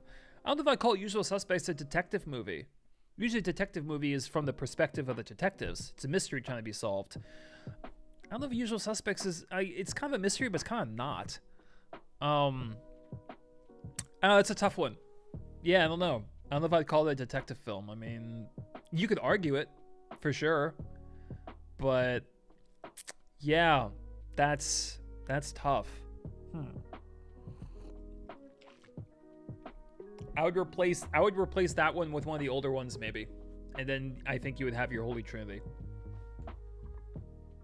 The detective is listening, yeah, but he's barely in it. I mean, he's in the scenes with Kevin Spacey, but I don't know. I don't think he has that large of an impact on the plot for the movie to be called a detective thriller. But you are kind of piecing things together. Are you though? When you're watching a film, are you actually piecing things together, or are you just having things told to you? Not a negative way. That's not a criticism, but it's not. Yeah. That's tough. I think that's a worthy debate. I don't know. I'm leaning towards no, but I can see the argument for it. Yeah, that's a fun debate for later. Is Usual Suspects a detective film? Just doesn't feel like one. But it has detectives. Yeah. That's tough. L for Last Jedi. Hey, listen, I didn't hate The Last Jedi. I mean, people fucking hated it. But it's better than Rise of Skywalker. You know? I thought it was better than the prequels. So, I mean, that doesn't say much, but yeah. It's not good, though. It's got a lot of issues. That whole casino scene. Oh my god, what were they thinking? What were they thinking with the Casino Planet? Oh my god, so bad. Heat. Ooh, is Heat a detective film? That's a crime film. That's not a detective film. That's pure crime. Nah. It is horrible that the theater after the blow up kiss. Yeah. Well, you were at the end. Well, you had like 10 minutes left. The kiss with the explosion in Last Jedi was pretty bad. It was almost like a parody. You know, like you couldn't make fun of itself any better. All right, I'm not getting bogged down by Star Wars. All right, actually, I think some people, maybe some slightly older ones, are going to appreciate this next choice. Because Q is next. I wanted to talk about the movie Queer with Daniel Craig, which is an amazing film. It is. It's certainly not for everyone, but it really is great. And Daniel Craig did a fantastic job. But I don't know if I would say that was underrated. I mean, it was pretty acclaimed. It just didn't get nominated for anything, which is very strange. And neither did Challengers. Oh, what the fuck, guys? It's, you know, does anyone else feel like... we always talk about... Sorry, tangent. But we always talk about how the Academy doesn't like certain genres, right? They don't like action movies. They don't like horror movies, especially. But I feel like there's certain things they love, even like a little bit too much. Like, I think the Academy clearly loves Guillermo del Toro. And I love Guillermo as well. But I think they over-nominate him. Like, everyone's talking about the movie Frankenstein, how it's like a front-runner. And I think that's insane. Like, not that it's a bad film, but that is not a front-runner kind of film to me. Like, that film has lots of problems. And I don't know. I didn't think Shape of Water should have won all those awards that the year it came out. You know, his best movie is Pan's Labyrinth. And it's just strange to me that, like, his films... I mean, I liked Nightmare Alley, but just, like, his films get nominated for everything. and they clearly love him. I love him. He's adorable. He's talented. But I feel like when you throw everything at one movie or one director, you ignore other stuff. Like Luca Guadagnino, who directed Challengers, the Suspiria remake. He directed Queer. He directed... well, he did the one with Timothée Chalamet that actually did get nominated. But you know what I'm saying. Like, a lot of snubs. When you throw everything at one place, other things get snubbed. That's what happens. It's about balance. I think season 1 of Dexter is the best piece of media I ever watched. I would say season 4. I think season 4 was better. The what was it? The Trinity Killer. I thought that was better. I did like season 1 though. A lot. Season 6, so bad. Holy shit. Frankenstein is probably my least favorite Guillermo del Toro movie, but still need to watch Nightmare Alley and Crimson Peak. Crimson Peak is kind of boring. I'm just gonna warn you. It's gothic, but it doesn't have the emotion of something like Jane Eyre, like I talked about earlier. It's pretty boring and uneventful. Honestly, not much happens in it. It looks nice, but it really doesn't have much going for it. I think Frankenstein's one of the worst one. Or, yeah, I wasn't crazy about the first Hellboy, but Frankenstein just had so many flaws. The more I thought about it, my rating went down. It was just, it had good stuff, but holy shit, the pacing. It's like it's a 90-minute story that's dragged out for 2.5 hours. The character motivations are all over the place. Jacob as the as the monster, he was great. Mia Goth, super miscast. The love angle with Frankenstein made no sense. I mean the scientist. There's not enough violence. I'm sorry, you need more violence in your movie. Some of the CG looks really bad. Some of the special effects look really bad. The animals look horrible. It's not a perfect movie. And everyone's talking about it like it's one of the best of the year. I'm going crazy. I'm losing it. Have you seen the non-US cut of Possession? Ooh. I don't know. I don't know which version I saw. I liked it. It was a wild movie. Breaking Bad Season 1. I would say Breaking Bad Season 4. All of my friends have been hooked on Dexter recently, and I just struggled to commit to series as whenever. Yeah. No, Dexter's great. The problem is Dexter has a really good season 1 and 2. 3's okay. 4 is great. 5 is meh. 6 is atrocious. 7's better. And 8 is horrendous. So it's like, you know what I mean? It's like when someone with Parkinson's trying to write their signature. It's not... I would recommend it, but I don't know. No one. It's the later seasons are a challenge. I'll just say that. It's like Game of Thrones. I thought season 7 was a big bounce back, personally, but holy shit, I had the same problem in Parks and Recreation, where it started so well. Well, actually, it started really badly. Season 1 was bad. And then you had like this peak, this season 2, 3, 4 peak. And then just went and just plopped down. I'm like, what happened? Ugh. Yeah.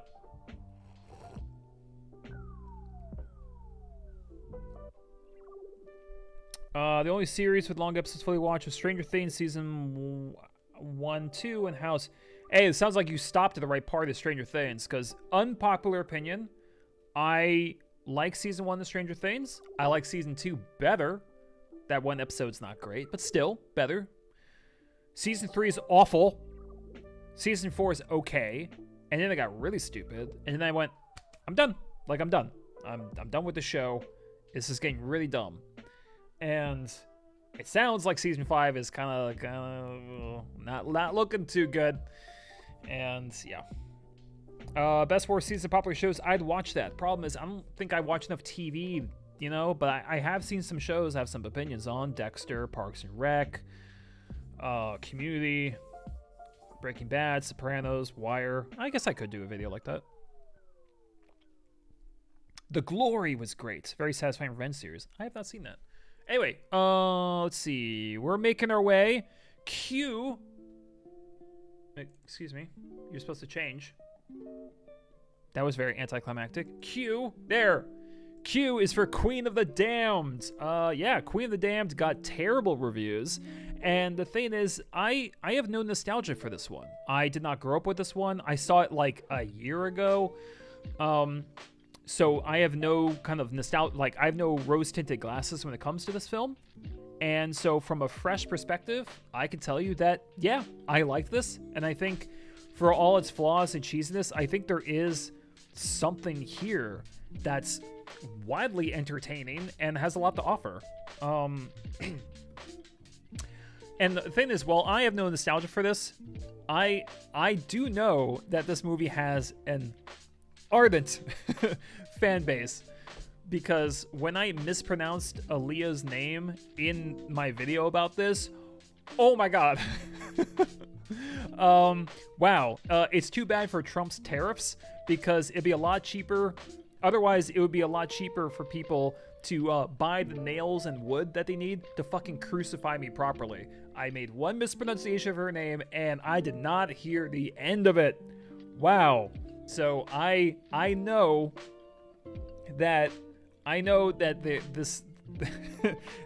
there's a lot of emotion and love around this film, and so I expected this to be like kind of a crappy movie that people just have a lot of nostalgia for, but I don't think this is a crappy movie. Like I said, it has its problems, but I think there's a lot going for this. Now, all respect to a departed artist, I don't think Aaliyah delivers her lines very well. I'm just saying it just as like just straightforward. Like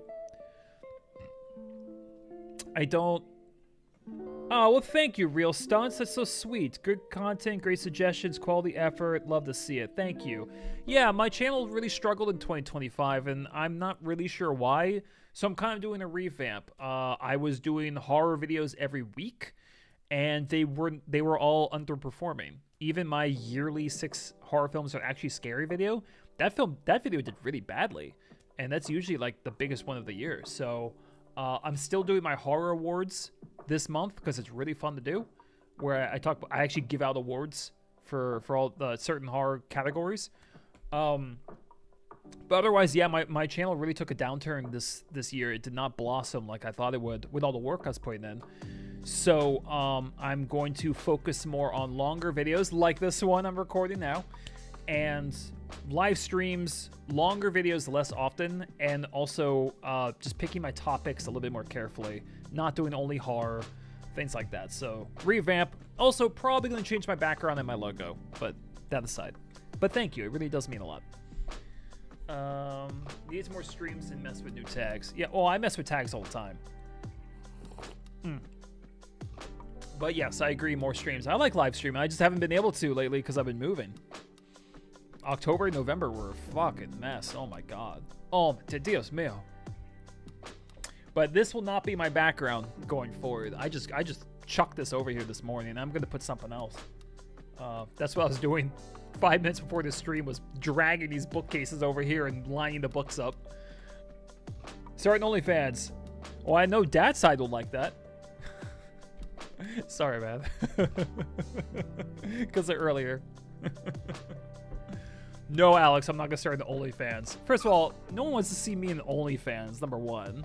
And number two, I don't think guys make money on OnlyFans at all. I'd be very surprised if they did. All right, well, let me get back to this movie. So,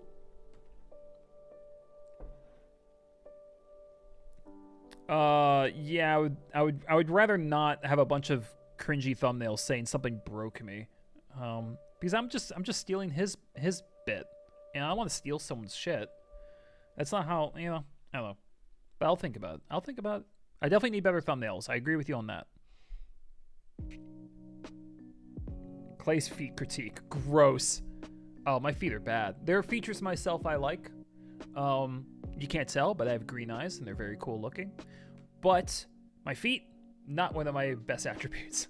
Don't want to see my feet. My mom would call me hobbit feet. My mom said that about me. Yeah. Yeah, but the thing is, Alex, I don't like posing. I don't like doing like, and then like putting that in the thumbnail. It's so embarrassing to me. But if we can find a way to do it, fine. As long as it doesn't look like a fucking Sniper Wolf thumbnail. Sorry, I hate her. Psycho. I meant your review feed. Oh, that's worse. I'm not Quentin Tarantino. Also, what's Quentin Tarantino's problem with Paul Dano? What the fuck? Anyway, we're getting sidetracked here. You're half Turkish with green eyes. Yes, Step, I am. Sniper Wolf is this 2010s? Yeah, but it wasn't the 2010s when she pulled that bullshit. She fucking doxed someone. What a bitch. And YouTube did nothing about it. I think they demonetized her for like 5 days. Alright. Actually, they're both green, but one's like... I forget which one. One's green and one's teal. I think this one's teal. And this one's green. I shouldn't speak too much. I have gypsy heritage, so I'm pale as my... Yeah, I'm super pale too. Yeah. And when I tell people I'm half Turkish, they go... I had one waiter in Amsterdam literally say, "Are you sure?" I'm like, yeah, I'm sure. He was great. Okay, anyway, let's talk about this. So, yes, I don't think Aaliyah delivers her lines very well. However, as far as look and presence goes, her body language, I think she would have been a perfect Citra if they ever did a Far Cry 3 movie. That is just... that is immaculate casting. If only. God, if only. We didn't get an Aaliyah Citra. We didn't get an Amy Winehouse James Bond song. We don't get nice things. You know? I guess that's what we get for Alice in Wonderland remake making $1 billion. Like, that's what we deserve, I guess. Yeah, Deb. So... the thing with this movie is that, especially the main actor, who I really like in this, because he understands the kind of movie he's in. Every line from him is like he's trying to seduce people. And it's actually very fun without it being cringeworthy. I like the sound of his voice. Like, it's so aggressive, the way he's trying to be seductive. There's no holding back from it. And this is established very quickly. And so the movie never lies about what it's trying to be. It's not trying to be serious. It's not trying to scare you. It's just, we're combining, you know, this specific kind of rock. I don't even know what you call this genre, industrial rock or just goth rock or whatever it is. We're combining it with an actual vampire story. So it has this like over-sexualized cheesiness to it. And the fact that vampires are kind of, at least to me, inherently pretty intimate sexual creatures, I think it works out quite well, and it's a lot of fun. It's better than Twilight, that's for fucking sure. And wow, Deb, wow. The thing is, as much as I like the silliness of this, there are things I think are legitimately good from a filmmaking standpoint. I love the violin scene. The song is beautiful. I love the concert at the end, although I think it's a bit too short. I also love how Queen of the Damned has probably the best post-nut clarity moment in cinema history. And I like the songs. The songs are really good. Now, I do have a quick question as far as flaws. Why do movies keep using CGI with vampires? Like, when it's practical, the bloody, the biting, the slashing and chasing, it can look visceral, it can look classy, it can look sexy. There's so many ways vampires and practical effects can look good. But so many of these movies, Queen of the Damned, Twilight, you name it, will use CGI and have vampires like teleporting and jumping everywhere, and it looks like shit. It looks like shit. It has always looked like shit. I don't know why they keep doing this. Stop doing it. It looks terrible. Vampire Diaries, same thing. The CGI looks bad. It looks so horrible. I'm like, just keep it practical. No one ever, I'm willing to say, has seen a vampire action scene with CGI and gone like, oh yeah, that looks rad. It doesn't. It looks so bad. It looks so stupid. They're just jumping around slamming into each other. It looks shitty. Oh, come on. Do better. Wow, Alex. Yeah, I guess I could. Oh yeah, and while we're on criticisms, the finale of this movie is just how do I describe this? It's lumpy. The climax of this movie is lumpy. It's anticlimactic. It's dumb, and afterwards you just feel like just fat and lazy, and it's over, and you just lay there going, oh, all right, that's cool, you know. Also, the other girl character in this movie is pretty fun because she's like this, you know, she's like this hard-going kind of anxious investigator, but is clearly, you know, in love with this vampire, and her shift is so fast. I kind of appreciate that. Just no bullshit.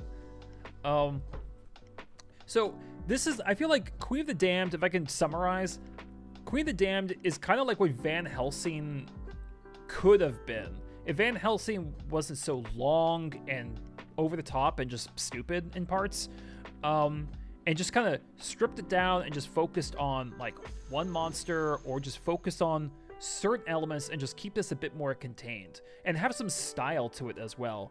Van Helsing has some good moments. I talked about it in a video, but Queen of the Damned just goes, okay, rock music, sexy vampires, go. And they stick to that. And I think that helps with all the cheesiness and the bad action. It is enjoyable to watch. This is more of a guilty pleasure, but I do think there are good things in this film. So as like a midnight fun rental, oh, this is a solid one, definitely.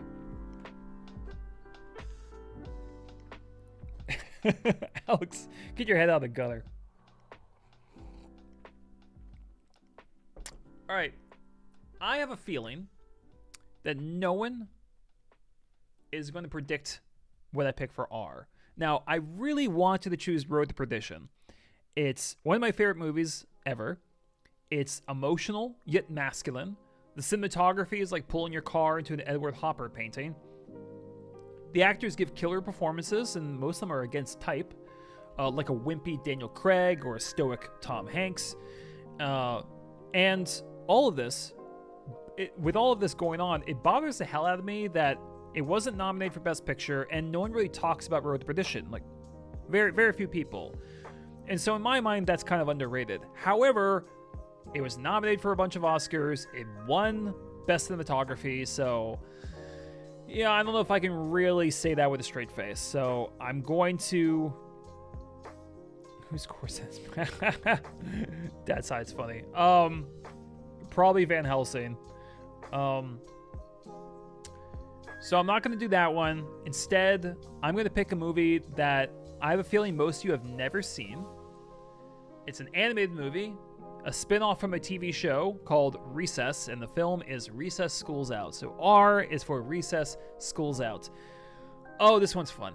This one's great, and I do think this one's underrated because, I mean, it'd be easy to look at this and go, oh god, a spin-off movie. Apparently the Hey Arnold movie sucks balls. You know, spin-offs don't always go well.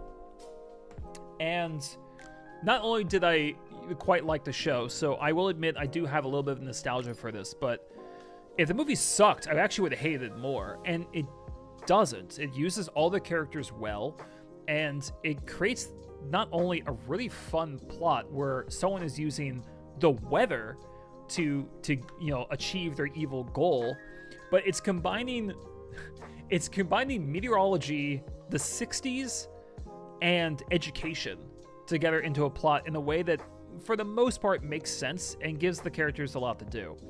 Now, if you're not familiar with the show, will the movie still work? Definitely. The characters are well defined. It's very easy to catch up on each character's like attributes, their strengths and weaknesses, their personalities, the tension between the main character TJ and Principal Prickly, which is kind of one of the driving forces of this film.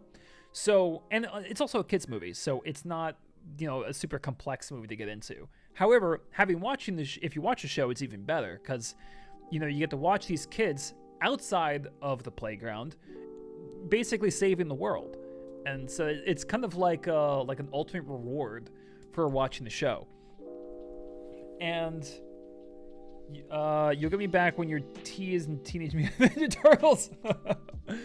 Dad's side, which one? There's a million. There's so many of those movies.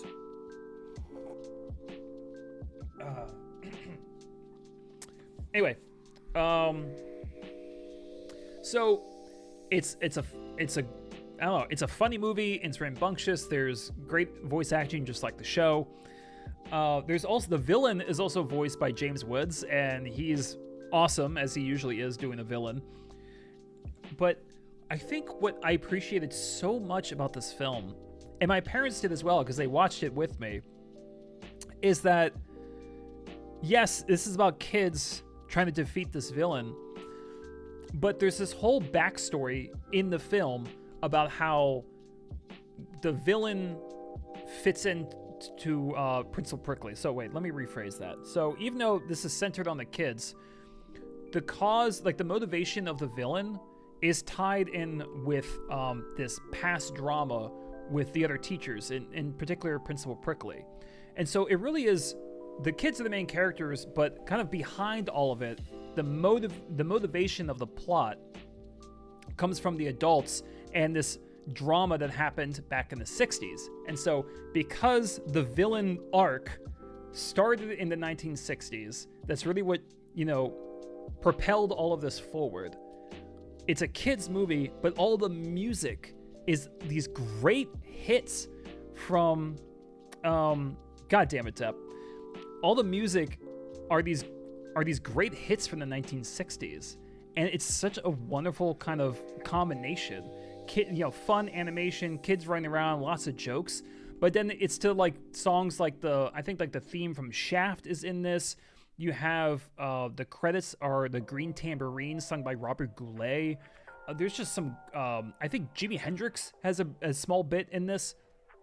So it's such a wonderful combination, and the entire time, my parents were just having a blast because, like, oh my god, that song's in this. It gives it so much flavor. 60 songs already were fun and work very well as background music in general for a film.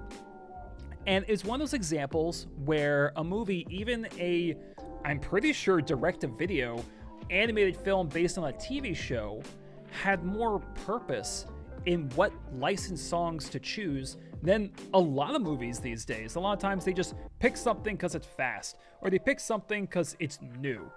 But this film went, no, this is about drama from back in the day that never got resolved, so we're going to use the music from that time period to keep that consistent with the plot. I think that's a brilliant decision, and it makes the scenes even more fun to witness.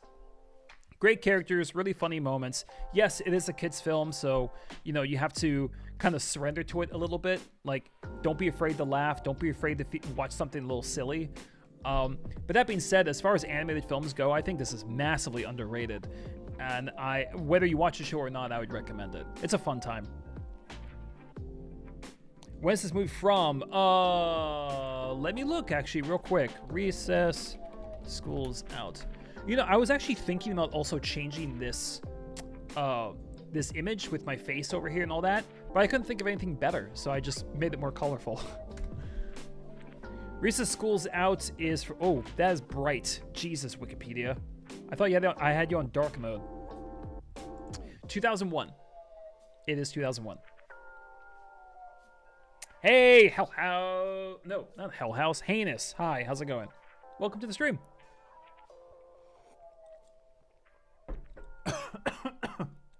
Oh, wrong pipe. 1 second. Oh my god, I'm dying. Oof. My Little Pony. Cute. But yes, 2001 this movie came out. I have not seen the other ones. I don't know if they're as good, so I can't vouch for them. All right. Wow, we are closing in, aren't we? Thank God, because my voice is getting a little tired. S is for The Stranger, which premiered on Netflix. Oh man, I think out of all the letters, this one was the hardest to narrow down. I mean, this was rough, and not just like rough, but like rough. I mean, really, not. I mean, there's so many, right? Smiley Face, probably my favorite stoner movie, and it's much funnier and more accurate. to the stoner experience than Half Baked or Pineapple Express, in my opinion. Safe is incredible and should be discussed more. Shag, it has one of the most adorable couples in movie history. Sorority Boys is the only college sex comedy that I would actually call feminist, and it's fucking hilarious. But Depp, shut the fuck. They're killing me. They're killing me, guys. This is what I have to deal with. This is what I have to deal with these two fucking guys all the time. Depp and Alex, little shitheads all the time. This is why no one likes Gen Z. Right here. This is. I'm sorry, that was uncalled for. Oh, Jesus Christ. Anyway. Damn. I had, and Depp, I thought you of all people, I thought would like this one. Because I know you've seen this. I have to go with The Stranger for S because it's practically unknown. No one talks about it. And yet it's such a deeply atmospheric and tense thriller based on a real sting operation in Australia. And I couldn't believe the sting operation really happened. It's like watching this movie, I had no idea this was a real event. I had no idea this is how they operated the sting. And then when I looked it up, I went, holy shit, they did this? They did this. Crazy. Would never happen in America, probably because they can't do this kind of operation to like for about one kid when, let's be fair, we refuse to. There's a whole thing in this country. I'm not even gonna get into that. Oh God, we can't even protect our own kids in the classroom, let alone having a sting operation. But anyway, yeah, this is great. Finding this movie on Netflix was like, it's like finding like a little trail of gold in some boulders. You're just skipping through all this crap you don't care about or it looks bad. And then you give this movie a shot, and just instantly, I found it captivating. And I think a lot of that comes from the cinematography and the sound design. Sound design is one of those things, I don't think sound engineers get enough credit. Because when, and anyone here, anyone watching this who's made their own films, I think you'll probably agree that a complicated aspect to filmmaking that no one talks about is sound. You need a good sound guy. You need someone who knows how to get good Foley sounds, how to mix it properly and all that, because sound is a pain in the ass. Audio is a pain in the ass. And so a lot of times movies, their good sound design means like you don't necessarily always notice it. It's not front and center. It's just like it's doing its job. Things sound like they're supposed to sound. And that's great. Like there's nothing against that. It's fantastic. However, when you have a movie that's this moody, that's really about atmosphere and making you feel like the world's collapsing in on itself, sound can be used to great effect as far as like, getting you emotionally involved with that, making you feel as trapped or scared or shrouded in mystery as the characters. And wow, does The Stranger really take advantage of it. The sound design in this is incredible.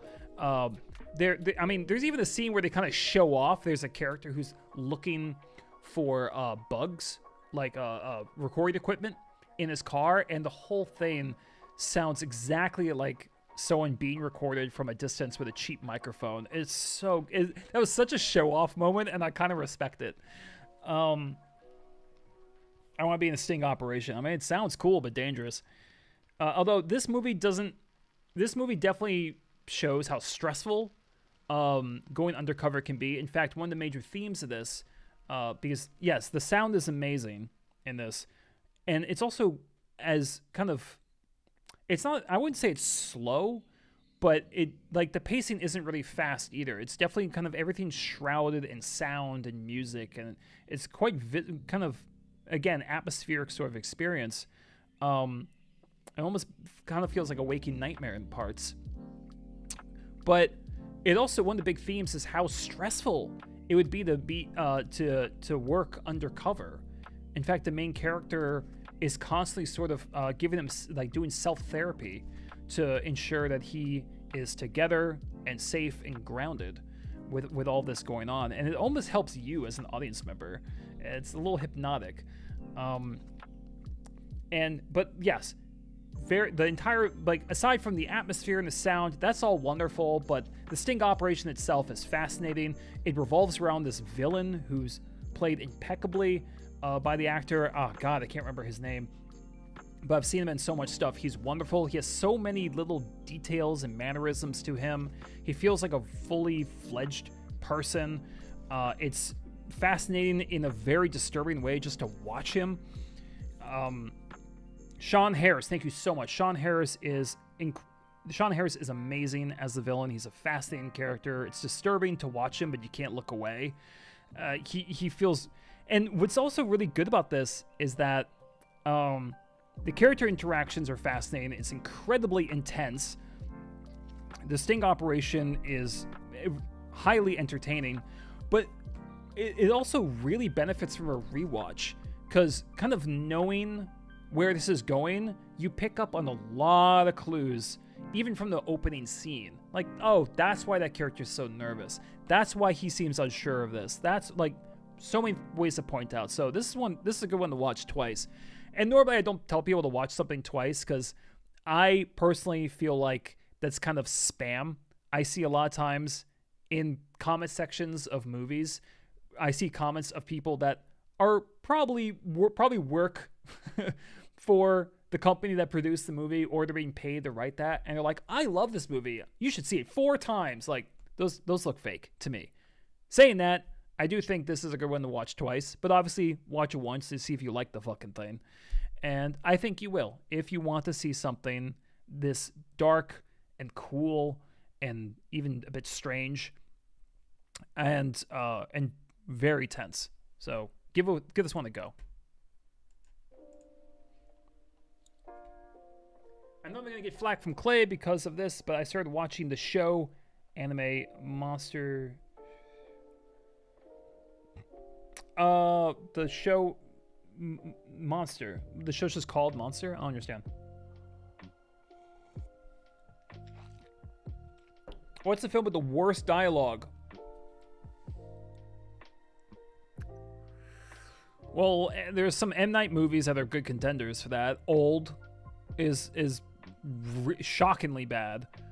I think the original cut of Justice League. Not that, you know, I don't think Zack Snyder's a very good writer, so it's not like his, you know, his cut is like some fucking masterpiece. I mean, I don't think he can write good dialogue either. But wow, the original cut of Justice League. Yikes. Oh, but I mean, if we're talking like really, yeah, Samurai Cop, if we're talking like just like trash, like movies with no budgets, Manos, Hands of Fate, that's up there. I usually just don't count those because they're made for like $6. I don't know. Like, I feel like it's worse when the movie has millions of dollars to spend and they can't write a fucking script. Like that's worse to me. But if you're talking like as objectively as possible, as the worst dialogue, yeah, probably Manos, Hands of Fate, or yeah, Troll 2, Samurai Cop, any of those like really schlocky films. But I honestly, yeah, for a big budget, Star Wars prequels, ooh, Attack of the Clones, oh yeah, Attack of the Clones had bad dialogue, really bad, especially the romance scenes, horrendous. Jesus Christ, they were trying to make him slowly evil, but also trying to do a romance plot at the same time. They don't fucking work, especially if you can't write worth a damn. That's tough to do, and you definitely can't do it. But I don't think Attack of the Clones is the worst dialogue I've ever heard. I think Madam Web or Justice League, I think win for me. That's bad. Whew. Yeah, they were bad. You know what Justice League felt like? Justice League dialogue felt like they just added like a line there just as a placeholder. Like, okay, he says something sarcastic. Let's move on to the next line, and we'll go back and fix that. But they never did. So they just said these really generic things back to each other over and over. It's like two robots. Horrible. Let's see. Depp is throwing an anime at me again. See, I told you, Alika. I told you. It's about a surgeon doctor who accidentally saves a serial killer 9 years earlier when new classes were popping up. Ooh, well, that's an interesting plot. Like, you're a doctor, you have the Hippocratic Oath, so you can't willingly not save someone. But they're a horrible person. Monster's the name of the anime. Okay, I'll look it up. Wait, I think I've heard of this. I will say, there's, that reminds me of, there was an episode of ER, it was a hospital show back in the day, where a doctor has to save someone, but the guy he has to save, I think, either attacked him or maybe killed someone he knew. And then they're like, okay, you know, give him, what do you call it? I'm forgetting all these words today, but like, you know, give him the zaps, like every you know, like 20 seconds or something, or 10 seconds. And so he takes the gurney into an elevator and he goes up, and it's just him and the bad guy waiting for the zaps, and he charges it, holds it out, and just goes like that in the air in front of him and just watches him die. Brutal, so brutal, and just like keeps us doing it. So like the record would show that like he did it, however they were tracking it, but he never actually applied them to the patient. So completely violating his Hippocratic Oath, but he did it because he knew this was a horrible person and he wanted them to die. And the guy was just like slowly watching him zap nothing in front of him. Oh, and this is on like normal, this is just regular TV. It was insane. One of the best bits of like revenge I've ever seen. It was in the hospital drama. It was awesome. Sorry, geeking out a little bit, but it was great. Anywho, let's get this going. Thank you for coffee. Yeah. T is for Thunder Road. Jim Cummings, not the voice of Winnie the Pooh, but the other Jim Cummings. You were awesome, and this was your first full-length movie, and it is great. So good. Defibrillation, thank you so much. Thank you, Arthur. So this one's really fun. It started as a one-shot 6-minute short that the writer, actor, and director, same guy, would rehearse while, you know, driving to and from work or wherever he was going. It was just basically a 6-minute monologue of the most awkward funeral speech of all time. And it did well enough online and got enough buzz to get enough financing, and got turned into a full-length film. And it's really fucking good. To me, Jim Cummings is still like the current master of hilarious stress. I think it's the best way to kind of describe both his acting and the characters he inhabits. Here he crafts a character that's so flawed, so deeply flawed, and yet you root for him. You admire the good he wants to do, but he constantly gets in his own way. He's a bit stupid. He doesn't think clearly. He's always making mistakes. He lets his emotions get to him. And I feel like we can see a lot of us in him. It's just taken to a point where he's constantly spiraling. I would definitely recommend this movie to anyone who's gone through a divorce, because it really shows how the intensity of emotions that can go into that, the stress, and of course when a child is involved.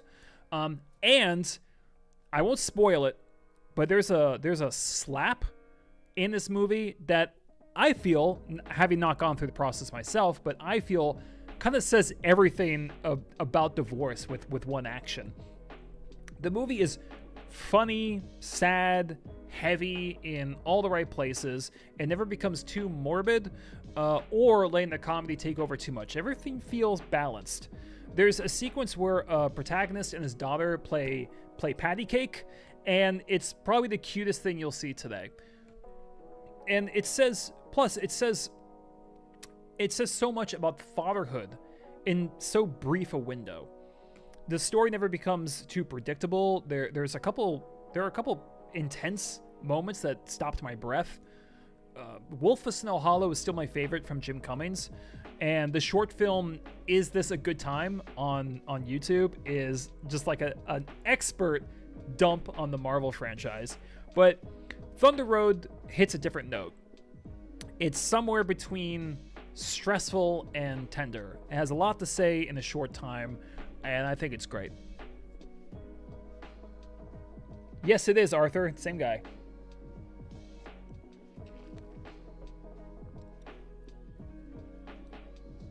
I'm picturing the promotion. Has your wife left you? Watch this. I wouldn't necessarily use that. I mean, it's not just about divorce. There's a lot of things going on in this. But sure.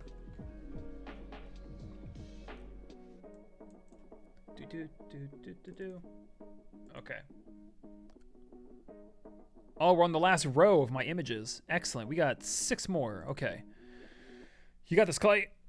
All right. Upgrade. Upgrade. What a fun time in theaters this was. Now, yes, it starts a little slow. But once the incident is incited, fucking hell. Super fun, bloody. It's got a charismatic lead performance. This is like a biopunk direct shot of adrenaline into you. I think the camera work is really a standout. It follows these specific swings and hits of the action, and it creates fight scenes that are both very fluid but also disorienting. The stakes are well established, the villains are memorable, and it's got one of the most entertaining like buddy dynamics, because the protagonist converses with an AI in his ear.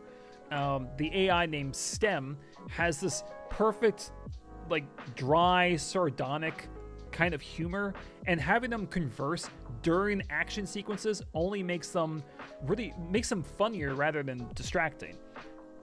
The ending is surprisingly dark. The practical effects are gooey and will definitely appeal to people who like trauma films. All the characters are pretty memorable, actually, and I know I've referenced this already, but the narrative, it reminds me of Far Cry 3 a little bit, where our hero is just kind of like a normal guy who's dragged into the depths of a terrible. He's a normal guy who's beaten down, left with nothing, and he has to resort to pretty inhumane actions to achieve his goals. And about halfway through, he starts to think, you know what? I kind of like this. I like the violence. I like causing chaos and abusing people. You know, this is kind of my thing. And maybe maybe I don't want my old life back where I'm peaceful and content. And I kind of like being a boss, being a villain, having this much power to wield around. And it makes for a dramatic story, a very intense climax, and some very entertaining action scenes. I mean, there's a fight scene in a kitchen that I think really just sells the whole movie on its own. So at the very least, go on YouTube, look up Upgrade fight scene, look for a thumbnail with a kitchen or something like that, and check it out.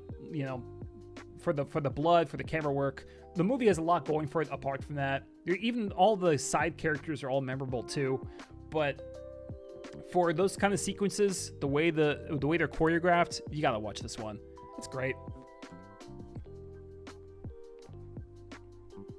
Yeah, it's a depressing ending for sure. I wasn't expecting it. I was expecting this kind of hoorah, sort of joyful victory lap for an ending, and it's not that. Oh boy, it's not.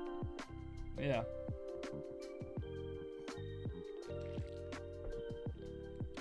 Just a normal massage.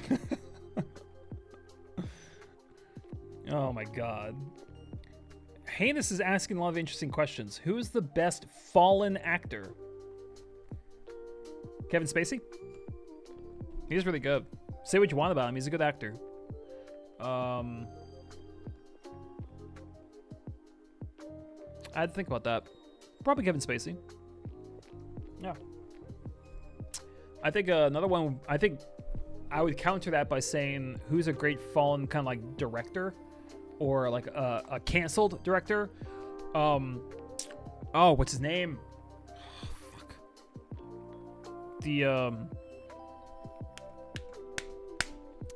I'm so stupid today. Roman Polanski. Roman Polanski fucking had to flee the country because of stat rape charges with like a young girl. Piece of shit, right? And you're like, okay, I hate him, and I never want to, see anything he does. And then you realize, oh wait, then you start to see what he directed, and you go, oh shit, okay, Rosemary's Baby, The Ghostwriter, Chinatown, like, he's fucking talented. He's a good ass director. I don't care what you say about him, he's great. And I think I'd probably do a video about this at some point, but I think that's one of the only risks you can encounter as a film critic, because being a film critic and being a creator, totally different, right?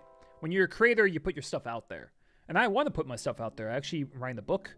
I want to make some horror shorts, like short films. I really want to. I actually have a couple scripts. I'm looking for directors, and so I do want to put myself out there. But it's scary, right? Your work can get ridiculed by critics, and so a critic doesn't. It's not as risky, You're not as much of a risk of being humiliated, and you don't take a lot of risks yourself. Except one thing critics have to contend with that most people don't is separating the art from the artist. And a lot of times people cancel you just on that. I mean, there's this massive wave that comes and goes with how certain people or projects are considered. And it feels like that wave slams in and goes, okay, you're not allowed to like this.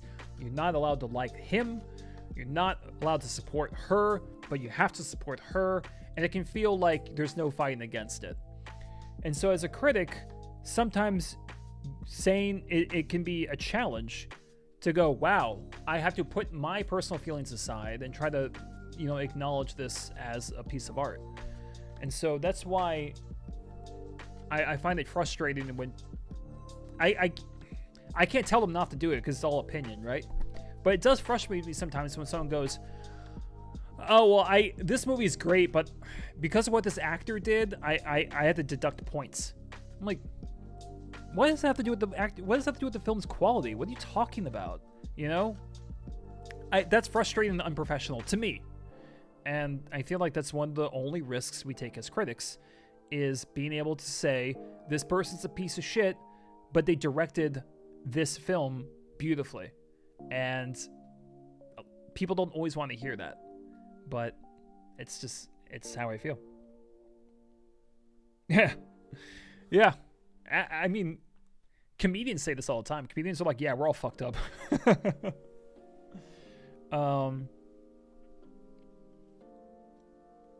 Played a game called Says No recently. Yeah, I mean, if you're getting flack for something, either it's something that probably should be said that no one wants to, or something that really shouldn't be said and something's wrong with you. And it all depends on which route you take. All right.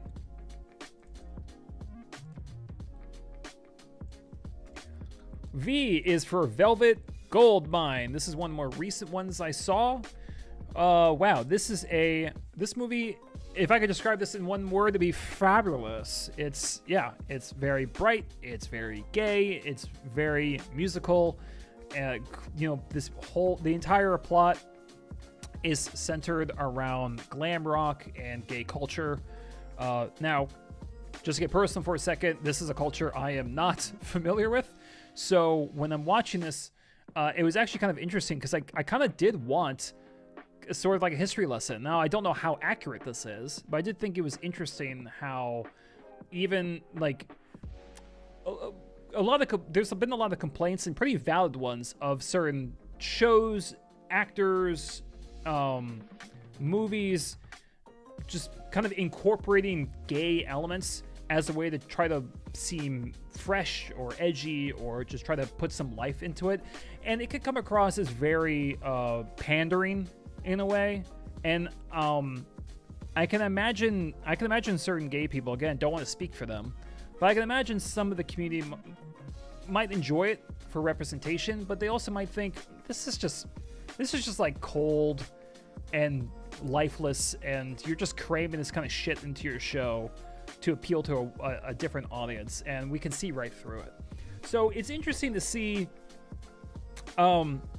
It's interesting to see a movie like this that came out years ago still dealing with these concepts. This isn't inherently a modern thing of trying to, grab trends or even grab sexualities and turning something as intimate as one's sexual preferences and trying to make a trend out of it, and how that can help people realize their own, or it can be detrimental and turn it into something gaudy. So, yeah, it's that alone I thought was a really interesting kind of concept. Also, this movie has a great cast. Christian Bale, Jonathan Myers, Ewan McGregor, Toni Collette. Also, you will not recognize Toni Collette's voice in this. And I have a feeling this will resonate. Also, there's a line in this that I think will resonate with a lot of people, especially on TikTok. The songs are great. I was praying that the songs would be good. It's all about glam rock, and again, not a genre I'm really into, but I was just hoping, hey, if we're talking about a music film, can we have some good songs? And they're really fun. And it wasn't long ago that I watched a rather mediocre movie called Opus, which was about a supposed disco legend, and I thought, wow, he got famous with this shit. It's so lame and tepid. The songs are very tepid and lame. And I know here some songs are made for the film and some aren't, but they all work very well and capture this kind of rebellious glam rock kind of feeling to it. It's very, I don't know, everything's just very out there, everything's very experimental, everything's colorful, and they're just good songs, honestly. I also think that both the songs capture kind of the growth of these music genres, but I think the way visually these songs are portrayed through music videos, through concerts, just amps up the energy and almost, I don't know, it gave it just this very wacky, experimental sort of feel to it. Definitely bland. Midsummer. Sorry, yeah, no shit. Oh my god.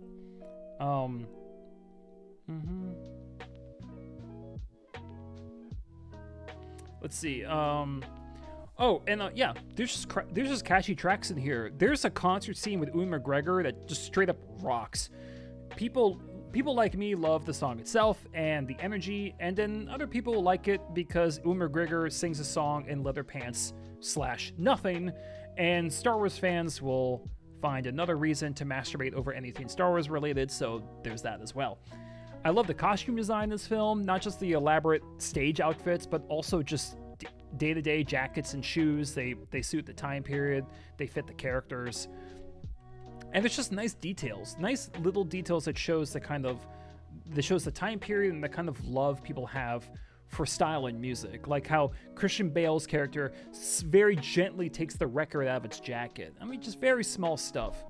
I will be honest though, despite the interesting themes, the songs, the performances, I don't like this film as much as some of the other ones on this list. I think it starts too slowly, and it really needed energy like right out of the gate. Luckily, there is a shooting, but then there's a big lag, which is unfortunate because it was losing me. But then when we actually get into the musical sections, charting the timeline of this artist, it really picks up, and that's the most interesting part about this movie, is the music biopic aspect of it, and actually being a good musical biopic, even though it's about a fictional person. Yes, Moulin Rouge fans as well. Yeah, good call. I will say there's a shot of a schoolboy in this that really unsettled me. Did not like that. So I'm calling this one underrated because I think for fans of glam rock, or for those people who just want a bright movie about gay counterculture, I think this should be on your watch list, especially when it digs into the actual music, the trajectory of an artist who has all the eyes on him, the kind of pressure that creates, and how someone who has the world at his fingertips has to realize, where do I go from here? And I think these are intelligent concepts, and they're well realized on film. My only thing is, as colorful and crazy as this movie is, I think it could have been more colorful. I think it could have been crazier. Just saying. Still fun though. No, a schoolboy. There's a shot of like maybe a 14-year-old kid with like no pants on, just like on the bed. Didn't like that. Not a fan. Not a fan. Yeah, could have done without that. All right. Boop, boop, doop, doop, doop, doop.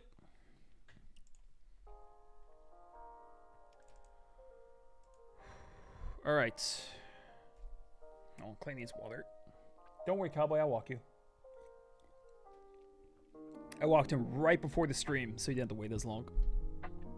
But now he's sleeping. All right. Oh, this one. Oh, yeah.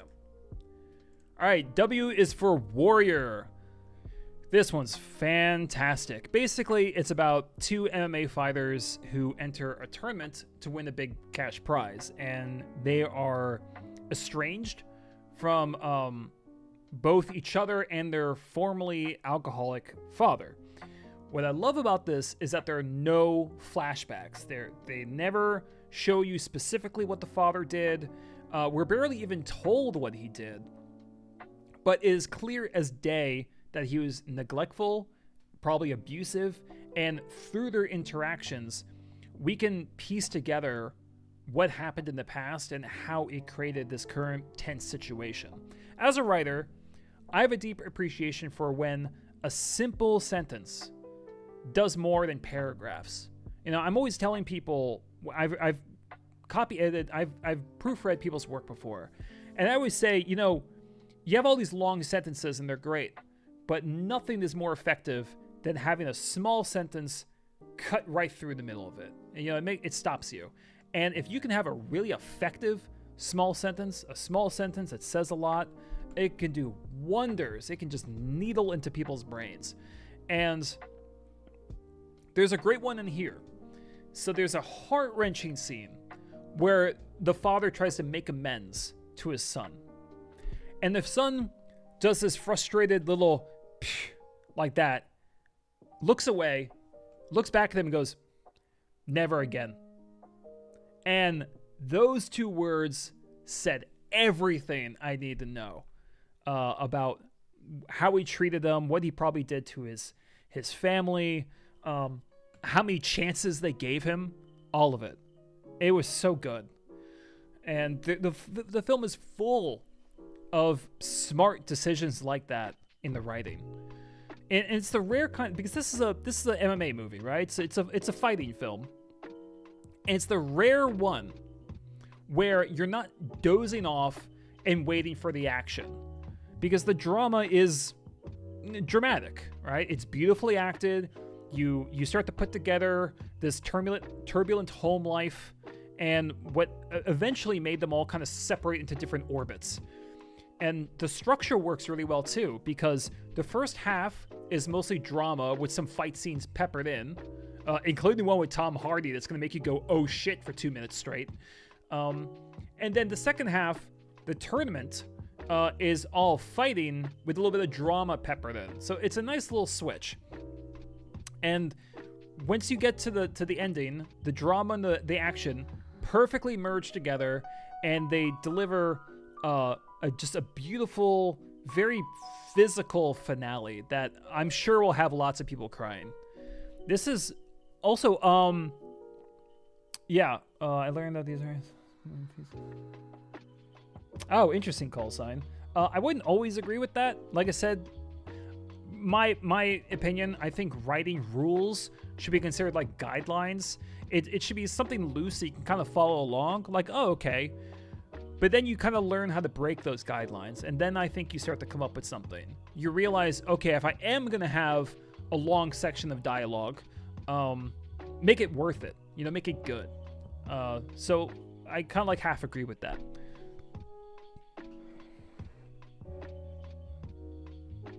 Yeah, exactly, Alika. Yeah, it's like a log line, but in the movie itself. Yeah. Also, the acting is exceptional. This is probably the best I've seen Nick Nolte. The character is well written. You can tell how guilty he feels about the past, and he's just taking all these horrible insults on the chin. And the way he pleads with them, and he tries to make their conversations last just a little bit longer. It is heartbreaking to watch. Nick Nolte should have won the Oscar that year. I love Christopher Plummer, but oh my God, I bought every second of this guy's desperation, his guilt, shame, and those small moments of toughness where you can see that grizzled old coach that he used to be. There's so much shown and implied rather than explained like you're a fucking 5-year-old. And this makes the drama more engaging because you want to uncover it. You want to learn more about this crazy family. And not only that, all the other performances are great. Frank Grillo, I completely believed as the coach, and I would not be surprised if he worked with some guys to get the right kind of performance for an MMA coach. Tom Hardy, he plays wounded and tender outside the ring and like animalistic inside the ring. Completely nails both sides of him. A very complex character, and one of the more sensitive performances from him. I think he's wonderful. He's also gigantic. He is scary as hell in this film. I think he's scarier here than when he played Bane. Really, really something else to watch him. I will say, for a fighting film, I think the MMA fight scenes have a little bit to its shaky cam. The commentators are pretty annoying. They're not as annoying as the ones in Phantom Menace, but still enough to cause some like mental chafing. But regardless of that, I still think this is one of the best sports movies I've seen. And also, fellas, this is a good guy cry movie. It is. It's like this one. Us men, we don't cry in a lot of films, but this is a good one to do it. So, thumbs up for that. All right. Oh my God, we have 3 more.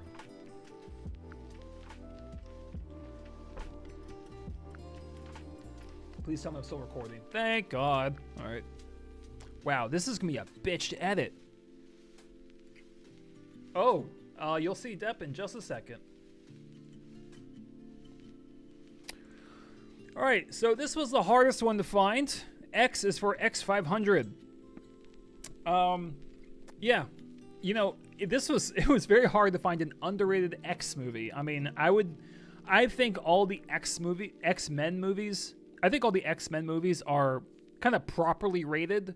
I think First Class is a little overrated, but otherwise, I think they're all lined up. I think everyone pretty much agrees that X2 is really good. Days of Future Past, pretty good. X-Men Apocalypse is rectal cancer. You know, I think like we're all pretty much in agreement on that.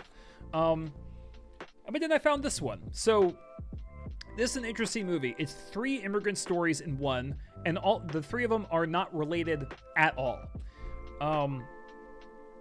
So that might be that.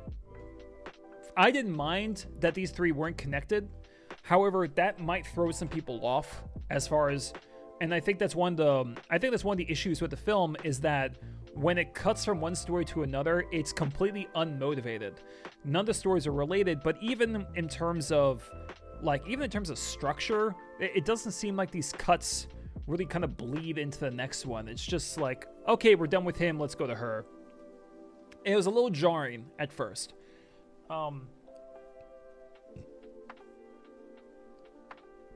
So, however, what I love about this movie is that it was clearly shot on location. And what I mean by that is all 3 of these characters are I mean, these are immigrant stories, right? And so the location is everything. And they really, I could tell they were shot in real villages, real town. I could tell it was shot in real villages, real docks, different cities, bus stops, neighborhoods, all that stuff, because everything looks so authentic. Everything's scuffed with the passage of time. And this is right now, I one of my biggest problems with a lot of popular films now is that they're becoming more synthetic.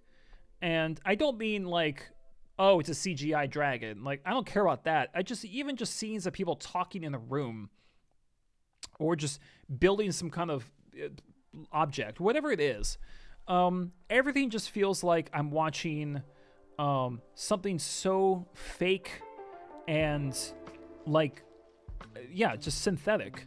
So in a, you know, lately where popular movies are just becoming so much more synthetic looking, this was a breath of fresh air, because I'm watching a scene where a kid is ankle deep in mud fishing for clams, or another scene where you can distinctly hear all the creaks of the sound of a creaking fishing dock, and you can almost feel the weight of the rebar that they're bending on the construction site. It's a very tactile, tangible, visceral kind of film in that regard, and I really do love that. And along with that, there's some very striking shots. I love the use of color in this film, both in costume design and just the different light sources in all these. Now, with any kind of anthology film, there's going to be like better ones and worse ones. I don't think I've ever seen an anthology film where everything was equal. And the segment of the boy from, I want to say Colombia, we can just say the black kid, his was the best. It had the most clear motivations. I think it had the most amount of drama. The main character himself was fascinating. His bond with his brother was good motivation. And it had a villain character I wanted to see a lot more of, because I found him very intimidating. Unfortunately, the other section involving the Mexican kid was, I would say it was like decent to good. I understood his motivations, but the character was so subdued. It actually was a bit of a detriment, because I never really understood what his personality was, other than the fact he was just very kind of quiet and submissive. And then the girl's story had interesting moments, and it was well shot, and I can certainly, it certainly felt like a believable representation of an immigrant mother trying to provide for an ungrateful child. But I didn't really I just didn't really like where that story went, and I didn't understand why it went in that direction. So, would this film be better if they took the best story and expanded it into a full film? Maybe, but it was, I don't know, it still was very entertaining to watch all these different locations and these different kinds of stories together. I mean, it was an experience that I haven't seen much elsewhere. I mean, I guess the closest thing you compare this to is maybe something like Babel, but Babel was different. It had different goals, and like I said, these stories were completely unconnected. I guess the only thing that really connects these characters is it's about the immigrant experience, and sometimes it's someone, and all three of them get kind of sort of looped in with crime at some level, and it shows how easy it is to show up to a country you barely have any support, and it's so much easier to just get looped in with crime. And sometimes you'll even have a choice. Sometimes it's your only avenue to go. And the X500 showed that kind of struggle in a very realistic way. Now, for anyone who is very confused, the reason why it's called X500, not sure. The explanations I found online for this were very shaky. I think it might have something to do with latitude and longitude, or the distance between characters, or something like that. It's shit. This is a terrible title. if I like to throw my hat into the mix, I think this could have been called 3 in Millions, meaning these are just 3 examples of the millions of immigrants who experienced something similar. Another example of a title could have been Astray, because all 3 of these people are led astray from a good path, or it could have a space between them, like a stray, someone who is kind of wandering around these streets without connection to anything. Just two ideas. I think would have been good. I think they'd have been much better than X500. But then again, I can't complain because I can't complain too much about this title, because the fact it started with X basically forced me to watch this after I gave up on Triple X starring Vin Diesel. So would I have ever seen this movie otherwise? Probably not. So at the very least, for this specific video, it did get me to watch it. And with my complaints, the lack of motivated transitions, one of the stories being weaker than the other two, I still did very much appreciate this movie's take on the immigrant kind of lifestyle, and for giving me some great drama and cinematography as well. So I think it's a nice film. It's definitely not going to be for everyone. I think it's going to be hard for some people to watch the structure of this, but I think it's a worthwhile movie regardless. So think about it and give it a go. X500 sounds like a Mercedes. Just watch the trailer to the movie. It seems like one of those randomly good movies to watch in high school. Yes! Oh my god, Depp, you hit the nail on the head. It's exactly what it's like.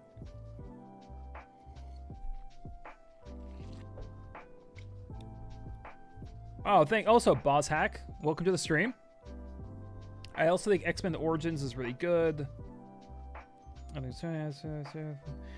I don't know if you feel the same, says James Plays. Also, hi, James.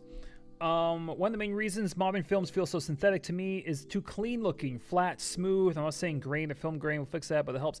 Yeah, I agree. It's everything's shot digitally, which is fine, but even digital films didn't look like they do now.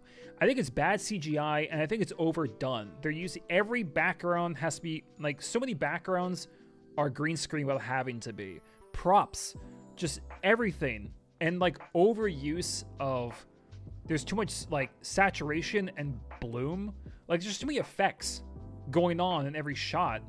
So it looks so synthetic. It's overdone. It's kind of like take a photo and start like modifying all of it. Like change this lighting, change the hue, change the contrast, saturation.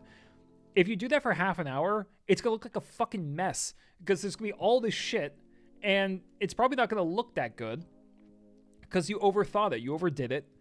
And it doesn't even look like a person anymore. And that's my issue with watching a lot of these. That was my biggest issue with the recent Final Destination movie. It looked like shit. That opening sequence of the Space Needle looked horrible because it was so bloomy and like weirdly blurry, and the CGI was terrible. And I couldn't take the deaths seriously at all in that sequence because it looked like a soundstage, and all the background and the props, that piano looked horrible. It was so terrible looking. It was like I was watching a cartoon, but I wasn't. I would prefer the cartoon. It was so bad. Like you could have done that so much better. If they had built some kind of practical set and did less post-production effects on it, I think it could look great. Yeah, it's a thing. Oh, you saw Triangle of Sadness in Danish class. That movie's awesome. I don't know about you. I love Triangle of Sadness. And a lot of people, I've heard some people say like they didn't like the third act, but I loved it. That's a very distinct three-act structure. I would say the second act was probably the best, but I thought the third act was great. It was awesome. The kind of the matriarchy that got established on the island. Yeah, great character. Lots to think about with the ending. Love it. Oh man, I'm getting sidetracked again. I have an issue with the 2022 Oscars. Because I think Everything Everywhere All at Once, it's a great movie. Love it. My sister loved it. She gave a great explanation for the film. My sister said that Everything Everywhere All at Once is about a mother-daughter relationship so intense that it breaks the universe. I think that is a beautiful explanation for that movie. Saying that, I don't think it should have won everything. And I was a little annoyed that it was like they were giving it awards because of the hype and not because everyone even saw the other nominees. It really bothered me. I don't think it should have won Best Screenplay.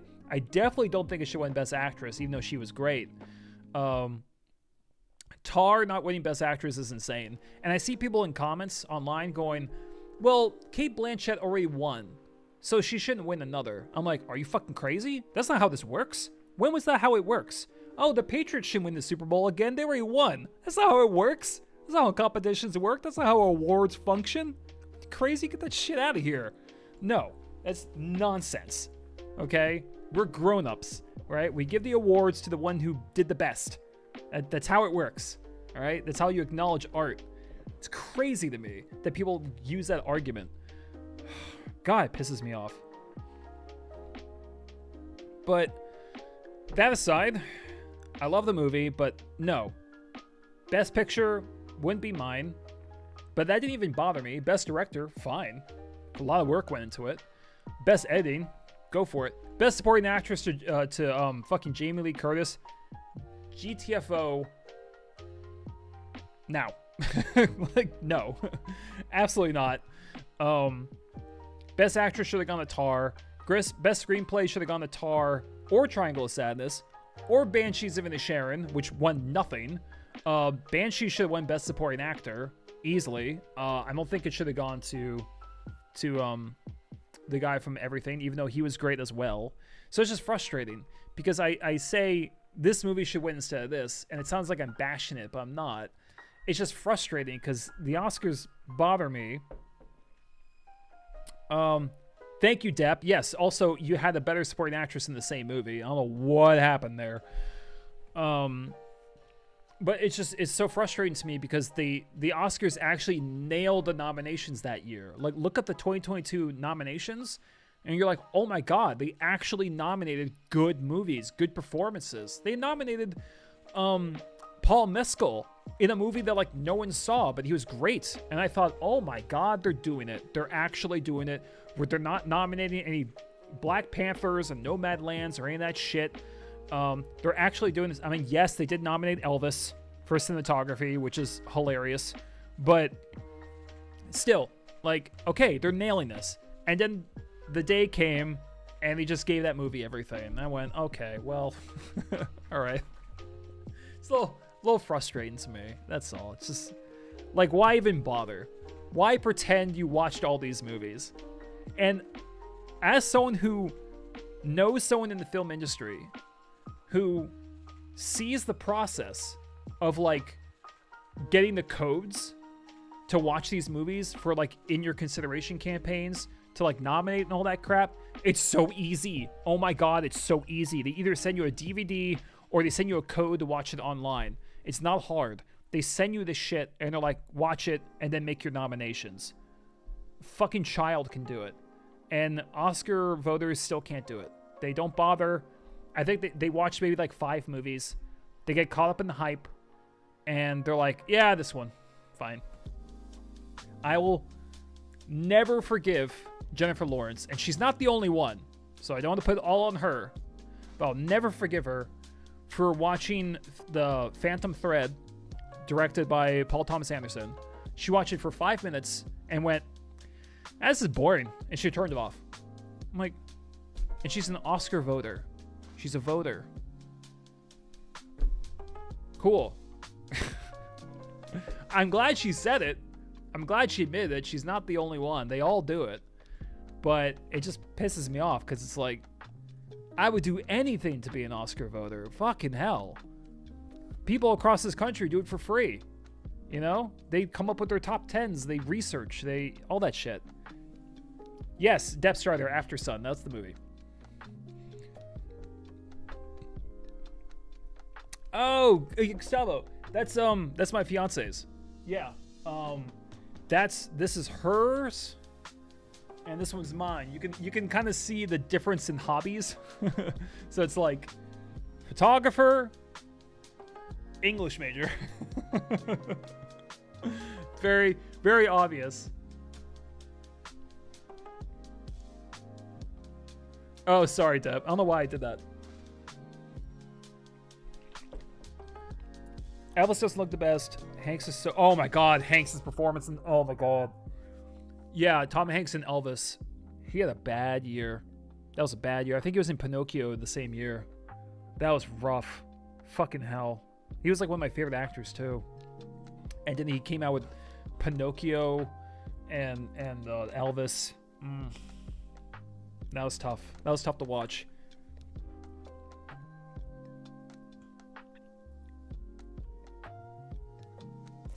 Right. Yeah, Alika. Clint Eastwood said that publicly. I mean, he was in Westerns. And then they tell him, like, hey, there's a Western coming out, but it's a gay love story. I'm not surprised he didn't want to see it. But if he's an Oscar voter, you should watch it. Like, that's your responsibility. But what are you going to do? Anyway, I wasn't trying to turn this into an Oscar rant, but just, it bugs me because, and I actually did a video on how to fix the Oscars. It was one of my few videos I actually collaborated with someone. There's lots of ways to fix it, especially the ceremony itself, but I think the voting process really needs help. It's fucked. It's so bad. And at least we're considering more movies. Last year we nominated quite a few horror movies, which is pretty cool. Not enough, but fine. I can't believe First Omen wasn't nominated for cinematography. That's crazy to me. But that aside, you know, I think we're getting better. But the process is still crap. Like, they're still not... People are still not watching the films they're nominating. It's very clear. It's lazy. And as someone who lived in LA, that tracks. There's a lot of people in LA who are unmotivated, don't really want to follow through on stuff, and are pretty flaky. I won't lie. Not everyone, obviously, but quite a few. A different Pinocchio depth, but yes, the stop-motion Pinocchio won Best Animated Feature. I was not happy with that decision. I thought the Puss in Boots movie should have won. I know that sounds crazy, but again, like we talked about earlier, the Oscars just love Guillermo. They get him everything, and yeah, Puss in Boots should have won. I think it was better. It was. Had a better story. The songs are fucking better. Pinocchio had terrible songs. Yeah. It should have won. Yeah. Okay. Also, I missed Nurse Joy. Hi, Nurse Joy. I healed so many Pokemon with you. Thank you so much. Although I don't appreciate how Nurse Joy says, I can't wait to see you again when you're at the hospital. Seems a little dark. Just a little dark.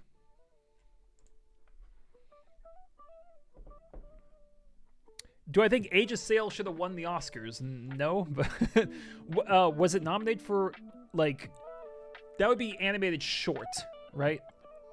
I don't know if it was nominated that year.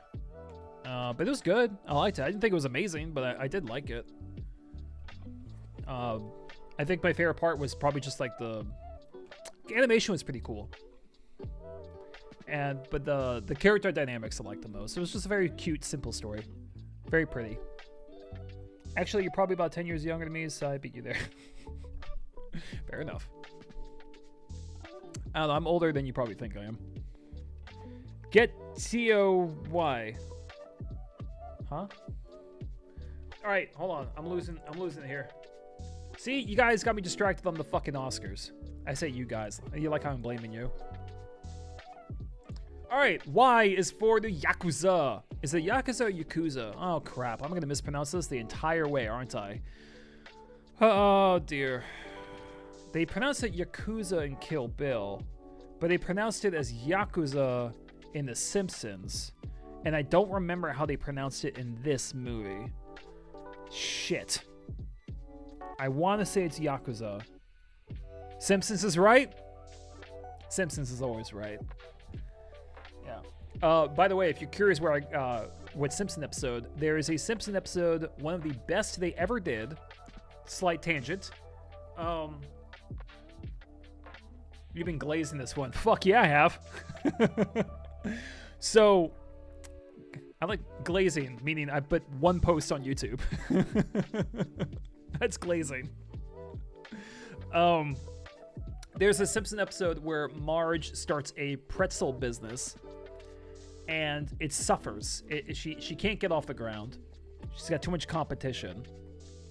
No, you cannot watch me too much. No such thing. So yeah, Marge Simpson starts a pretzel business. It starts to fail, and so Homer contacts the Italian mob to eliminate her competition and help her sales. It's a really funny episode. There's an incident at a baseball diamond. It's hilarious. But then, yeah, Dep. But then her competition hires the Japanese mafia, the Yakuza, and there's a mob war on the front lawn of the Simpsons place. And it is so funny, and it's one of those things where I'm not really sure why it's funny, why it made me laugh. It's just two groups of guys fighting. I think it's because there's no music. So it's just nothing but like hits and like guys kicking in the background and stuff like that. It's hysterical. My God. And that's where I learned the pronunciation of Yakuza, because the woman's like, welcome, check out the Yakuza, like that. And they have a big mob war in the front lawn. Oh, funny. I like how your Letterboxd review of this movie stands on. Yeah. So I think the reason why in Letterboxd I said I think I loved this, because a lot of this movie is dated, and like it wasn't the movie I thought I would like. So much of this, like, this is a slower film. There's a lot of that like 1970s sexy kind of saxophone in the background. It's trying to be very kind of romantic and nostalgic. Some of the lines are a bit dubbed, or at least they sound kind of like they're dubbed, at least for a couple of the characters.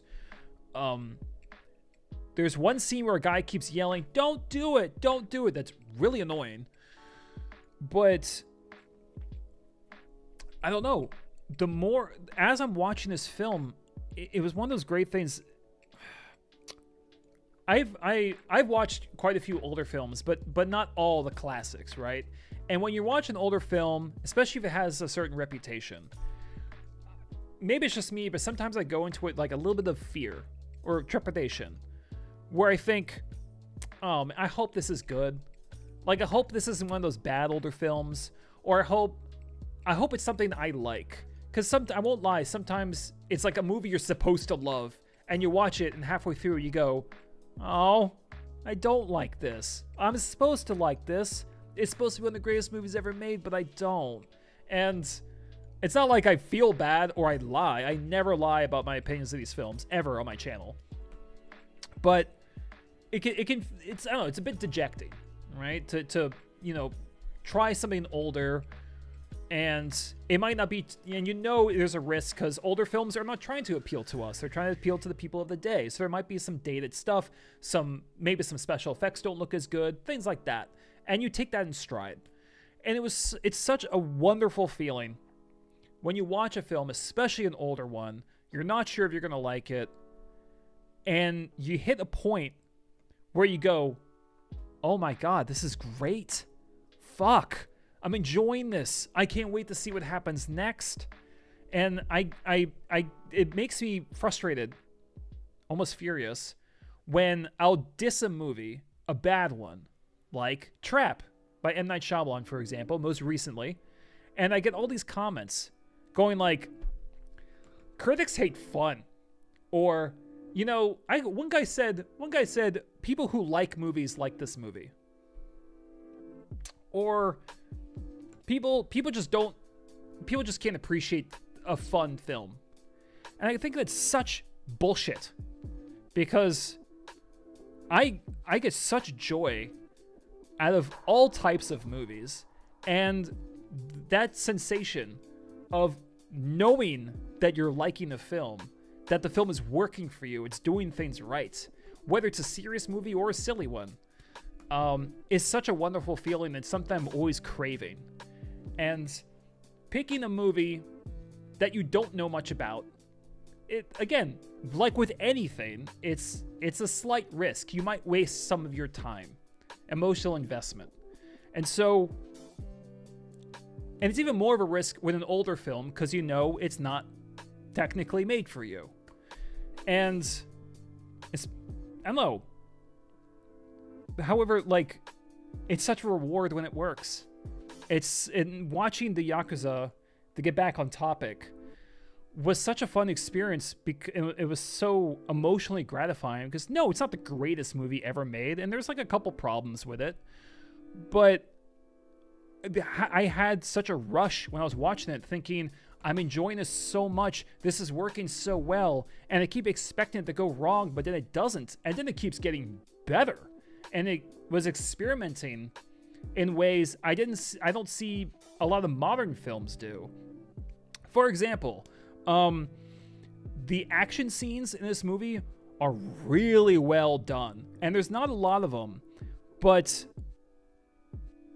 the action bits do something that I see a lot of movies do wrong, and that's making sure that there's no awkward pauses in the action where someone should be doing something. So for example, Unforgiven, it's a Western, it's a great Western, but the climax has this problem where someone does something and it cuts to all these characters and they're doing nothing.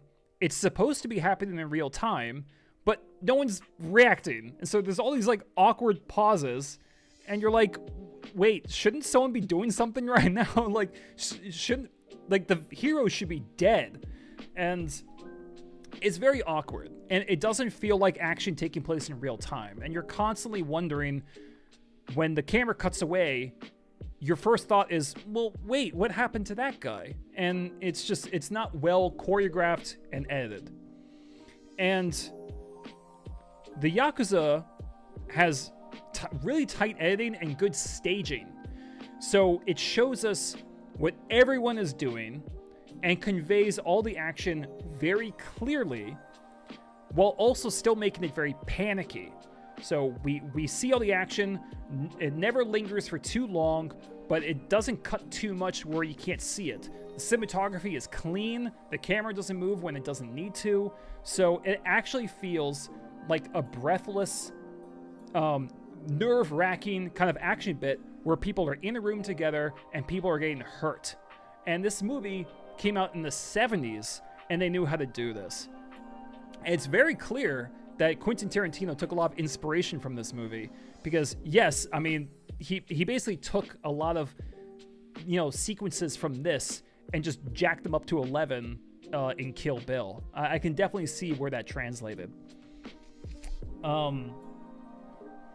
So this really stays true in the climax. This movie has a great climax where that features a bunch of gang members with katanas.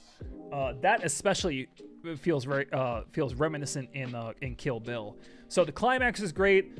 All the skirmishes, whether something large like the big climax that alternates between punching and gunfire and katanas. So it's a really nice it's a really nice rhythm to the action. So you have this great climax, and then you get these little skirmishes that also feel very realistic.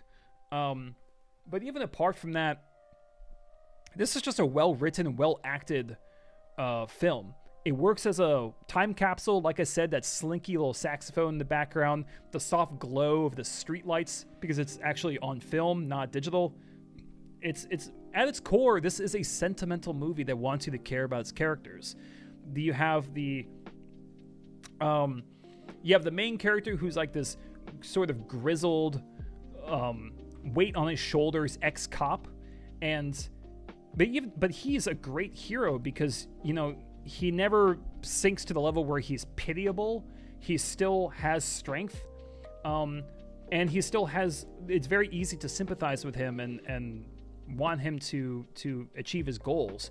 And also, but another part is about his relationship with the former Yakuza character, and he's also great because it's wonderful contrast. The other guy is like this grizzled, former cop who has a bit more wit and sass to him, and then his former Yakuza character feels very kind of mannered, organized, no expression, no movement or expression wasted. But then over the course of the film, he also starts to open up a bit more. And watching both these characters have their little arcs and become closer, not just as friends, but as fighters, as companions, is really a thrilling experience. There's some nice quippy dialogue. All the character interactions feel natural. There's a lot of experimentation in the style. It's a good-looking film. The ending, there's an ending that involves a knife, I'll just say, and the acting is exceptional. Everything they do, the practical effects, the sweat, the emotion, the pain on the face. Robert Mitchum, I think, did a wonderful job in the finale. All the acting here is great. I've been talking about this film forever. I just can't stop talking about it. I've been so geeked out over it. And I'm sure someone's going to watch this and go, this is a little slow. The saxophone's a little cheesy. And that's fine. You know? Like I said, it's an older film.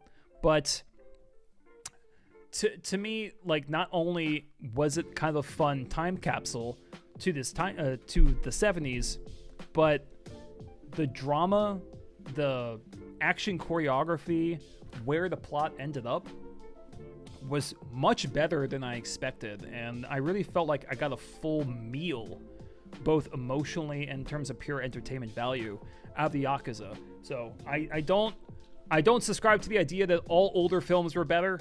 Not necessarily, but 70s were a pretty damn good decade. And this is one of the... I mean, there's a lot of good ones, and this is definitely one of them. I like this film a lot. John Wick can have the issue with films way into... Yeah, it's true.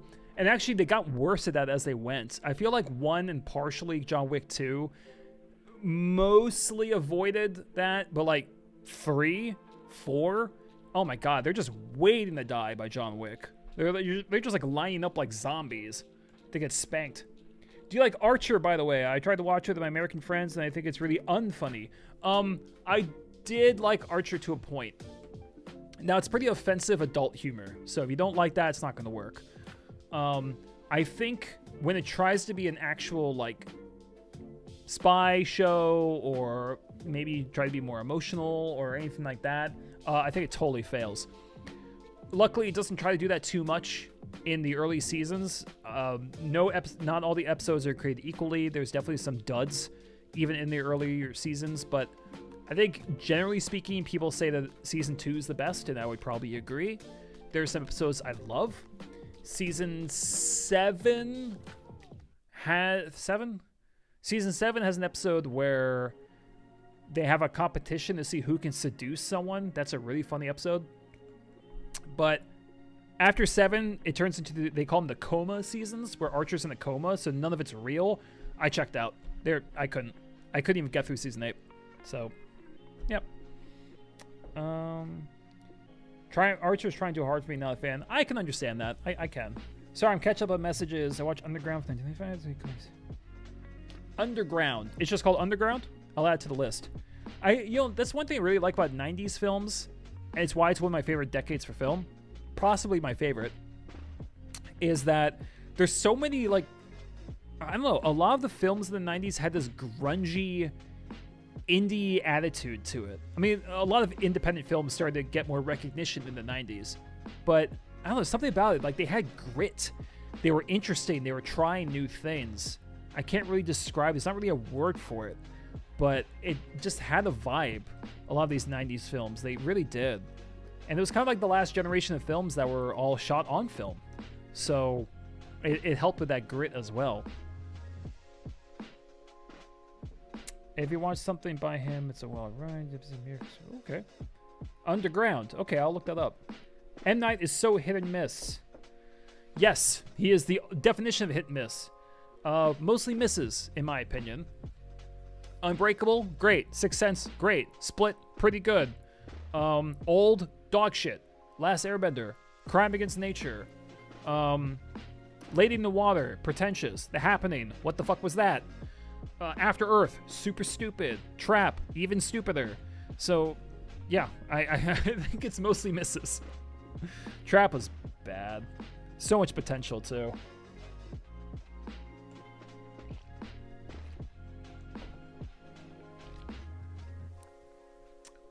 Oh, Glass. God, Glass is bad too. Yep. 2000s had good shit too. Like 2000, like 2008. 2013 was a good year. Very good year. A movie that has a 90s vibe that you may not have seen is Slacker. Oh, it's been on my list forever. Slacker's noted for being like one of the first kind of like films that feel indie, if that makes any sense. You know, it's like an independent film that actually got some notoriety. Was that Linklater? I feel like that was Richard Linklater made that. That's been on my list for so long. I know it's a very important film. Yeah. It's true, though. I stand by what I said. Like, M. Night films, the actors aren't talking to each other. They're talking at each other. But what's so crazy to me is they used to talk to each other. Watch Unbreakable again. They're having conversations. But then compare that to, like, Trap. I don't know what happened. I don't know why characters talk that way. It's so bad. I don't know what happened. I really don't. M. Night, I guess he developed this style where he's like, I'm going to have people act really unnaturally, which is fine. It's not like there's one way for characters to act. I'm not saying that at all. I mean, the characters in Pulp Fiction don't really talk like normal people. Not always. But it's cool. It fits the vibe. But then he does it in every film, and it doesn't fit. Oh, Sin City's fun. Yeah, Sin City's very fun. That's another example. Sin City, it's very over-dramatic, but it fits the style that they're going for. Trap is a fucking serial killer movie. It should be tense. It should be claustrophobic. It should feel like the movie The Fugitive, which is a fucking great movie, by the way. And with Harrison Ford, it's a great film. Totally holds up. Trap should have felt like that. It should have felt tense. Like, oh my god, how's he gonna get away with this? But instead, you're just laughing at it because it's so stupid, and the characters are talking like aliens. I don't get it. I really don't. I've never heard of that movie. There was no advertisement for it. Which one? Trap or The Fugitive? The Fugitive came out in the 90s with Harrison Ford and Tommy Lee Jones. And it's good. It's very good. It's fast. It's a quick moving movie. It's very intense. So I would recommend it. Traps just sucks. I'm sorry. It's bad. Anyway, we got to finish this up. Oh my god. So, complete contrast to the Yakuza. So, if the Yakuza is an older movie that really holds up, and it's a dramatic action that I feel like most people would enjoy. Z is for Zoro the Gay Blade. So, as you can probably tell, it was hard for me to find a movie that started with Z that was underrated. Zardoz, I could not get into. Zathura was basically Jumanji in space, but with one extremely annoying child who can't act.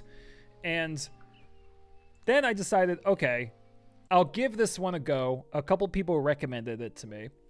And I knew this was going to make me laugh in the first 30 seconds. Because it starts with this lovely old school narration on top of like a film strip about how, you know, Zoro is this hero who's going to save the townspeople and he's going to live forever.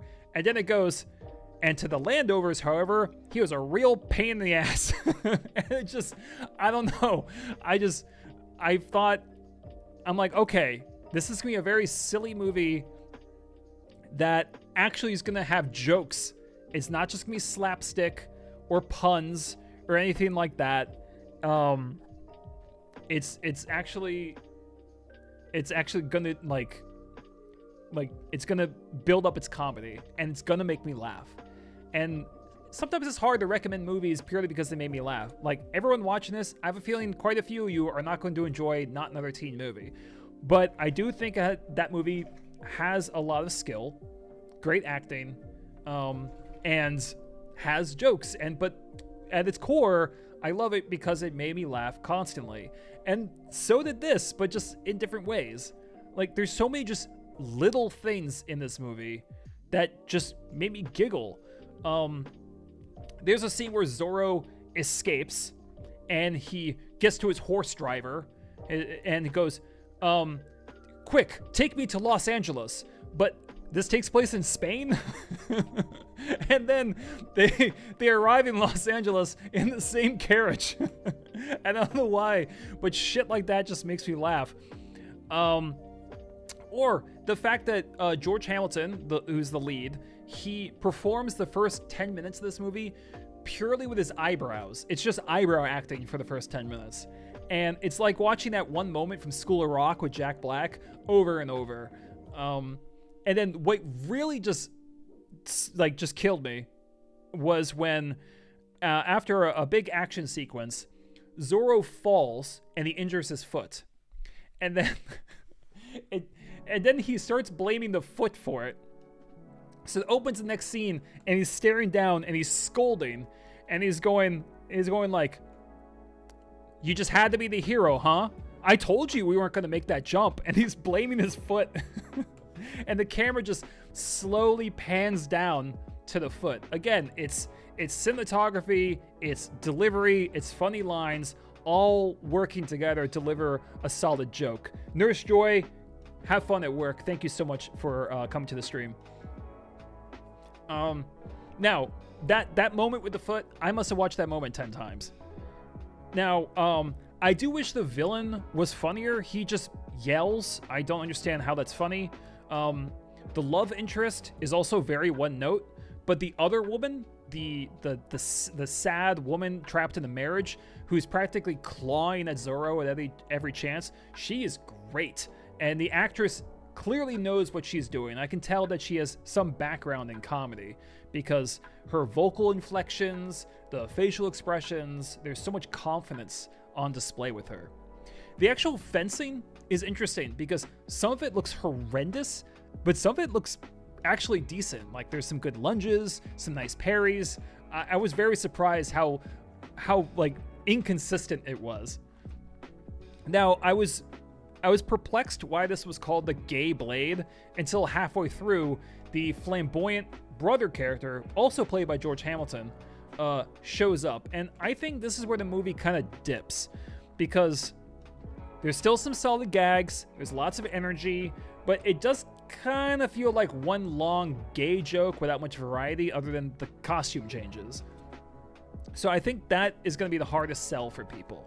Now, this movie got pretty bad reviews because it got pretty bad reviews, and George Hamilton was like this classy, debonair, seriously tanned actor, and viewers back then were very confused. They're like, why would you choose this movie? This is totally out of your wheelhouse. And so this movie kind of got lambasted for the time, and this movie got lambasted at the time, and it didn't really make much of an impact culturally. And again, I understand the movie doesn't make a lot of sense, and it's extremely silly, but it's also very funny, and a comedy that actually makes me laugh and actually makes me laugh hard, I will always appreciate. And there's plenty of things to admire elsewhere. Like there's some good comedy acting, the costumes look good, there's even bits of combat that look decent, and the script, especially in that first half, reminded me of how much comedies benefit from one-off gags. And I feel like we're missing some of that. We're just here, we're just gonna make you laugh really quick and then we're gonna move on. That's great. We should have more of that. Just it's ways to experiment. It's ways to make the film seem playful. Now, this is not some intelligent comedy. This isn't Idiocracy. This isn't In the Loop. This isn't Groundhog Day.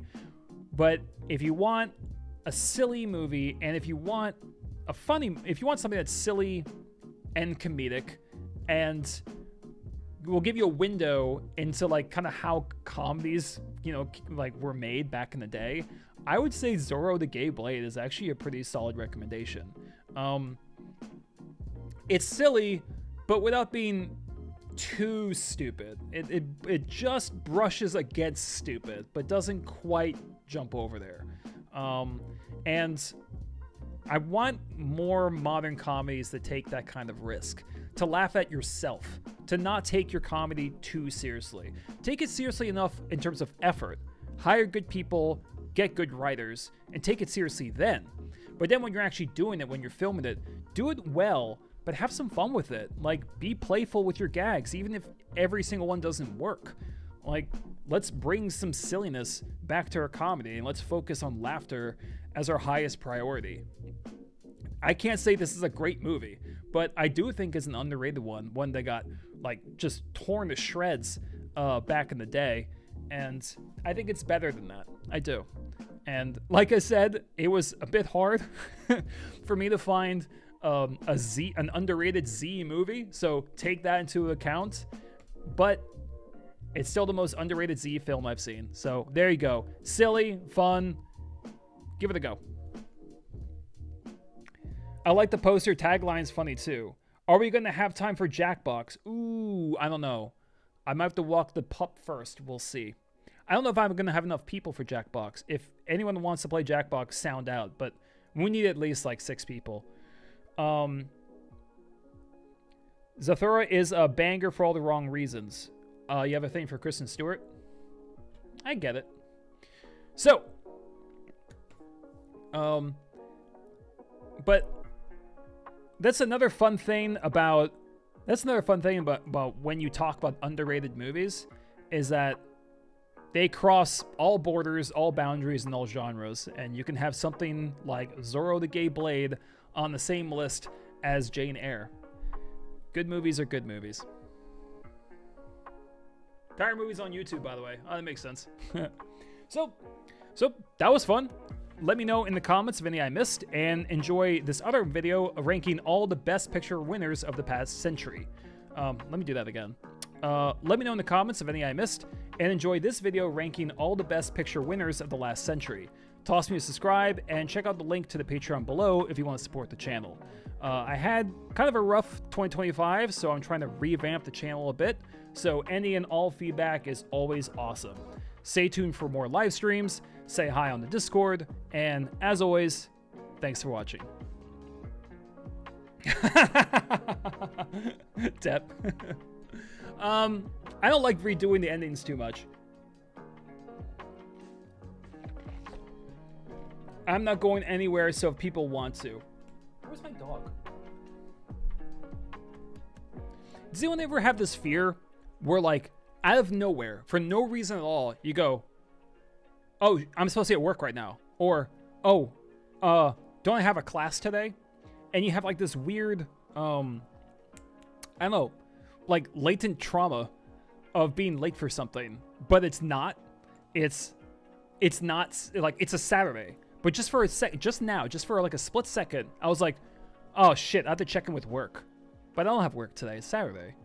But all the time, oh my God, it happens to me, man.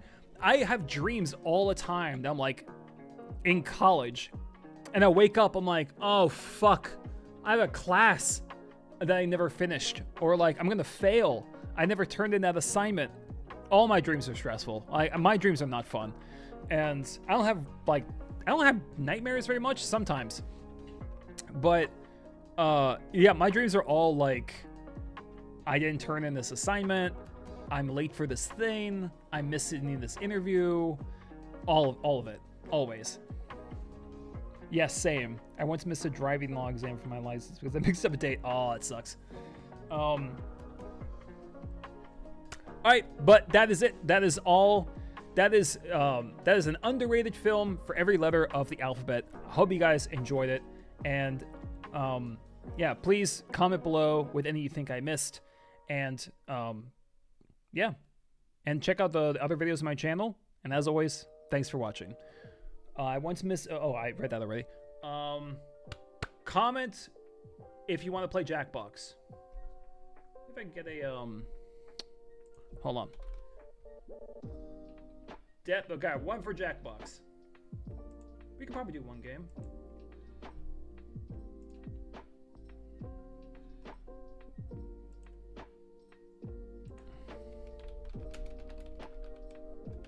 Oops.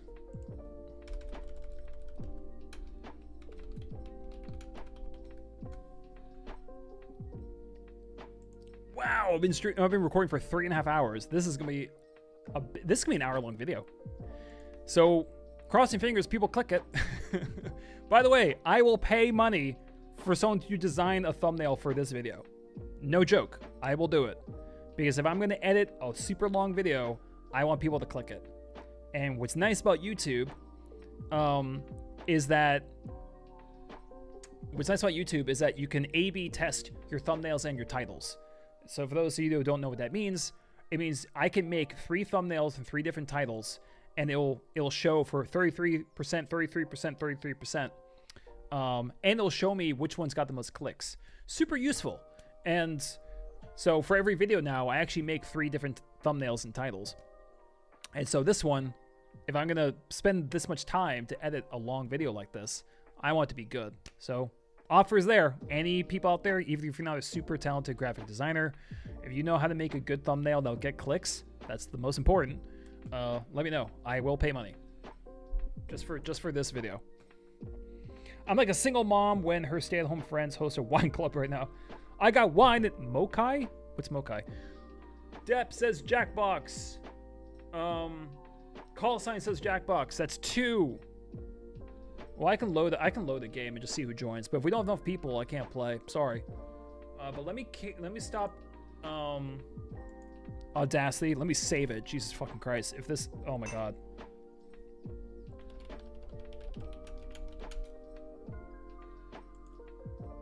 Okay. And then, all right. So, this is gonna be interesting actually because, okay, we'll make it work. Hold on, let me load up a game. We have a fun. I don't know if I can buy more Jackbox games just because, the last few haven't been that great in my opinion. I think the last good one was 8, and even that one had some duds. I don't think Jackbox 9 or 10 were that great.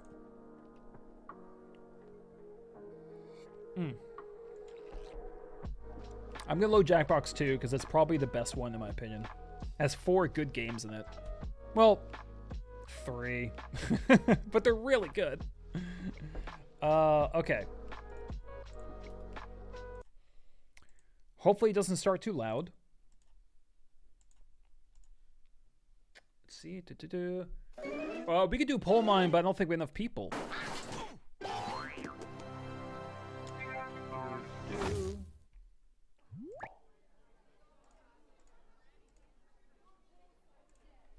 All right, hold on.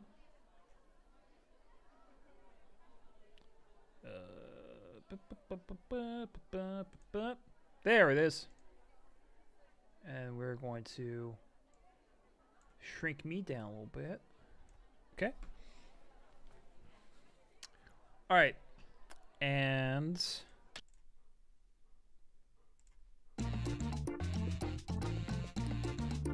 I mean, Depp, like I said, we can do Pole Mine, but I'm afraid that we will not have enough people.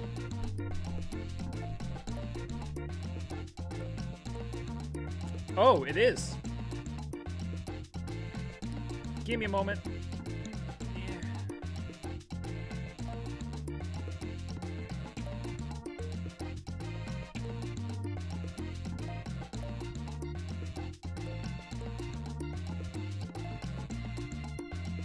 There we go. All right. I guess I'll just start Quiplash, and then game's loud. Yeah, I expect that.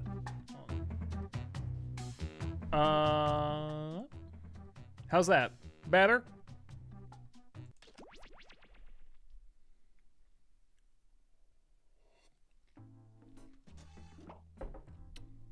Sexcellent.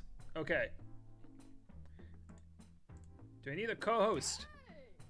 Possibly. Let's see. Let's see if we have enough people to join, then maybe I get you in. Because like I said, if we don't have 6, this is pointless. All right, code should be visible. My dumb head's not blocking it.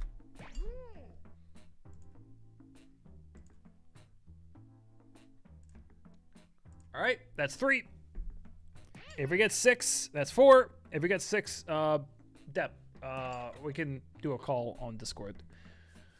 Maybe we should do Poll Mine. That's kind of long though. I can only really do 1 game. We'll see. All right, that's 5. You need 6. 5 is not enough. All right. Alika, I'm in, Dep's in, Arthur's in, Maverick's in. I think that might be it. Uh-oh. Might not happen. I don't know if Bozhack is still here. Is it Bozhack or Basak? I don't know. Nurse Joy left.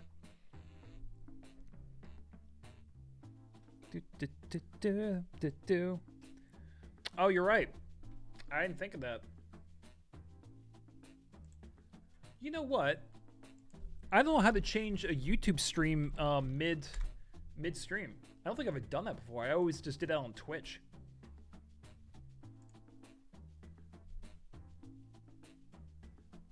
Yeah, very true. Yeah, how do I guess I do that on YouTube? Dep, do you know how to fucking do that? That's fascinating. I actually don't know how to do that. How do I change the name of the stream halfway through? I've not done that before on Streamlabs. Interesting. Maybe? Hold on. Can I change it?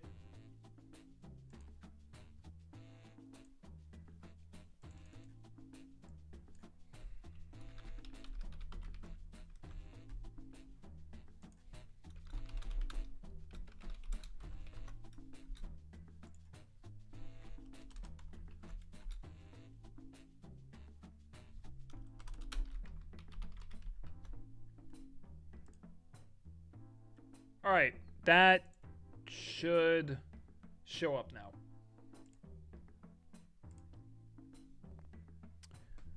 You can't start, Dep. We only have 5. We can't play this with 5 people. That's crazy talk.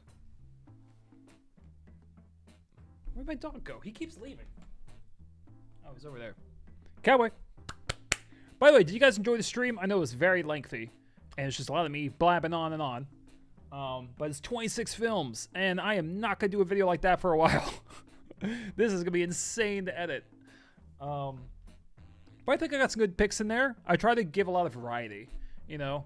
Like, for example, there's almost no horror films on that list. M was very hard. I think of all the letters, M and S were extremely difficult.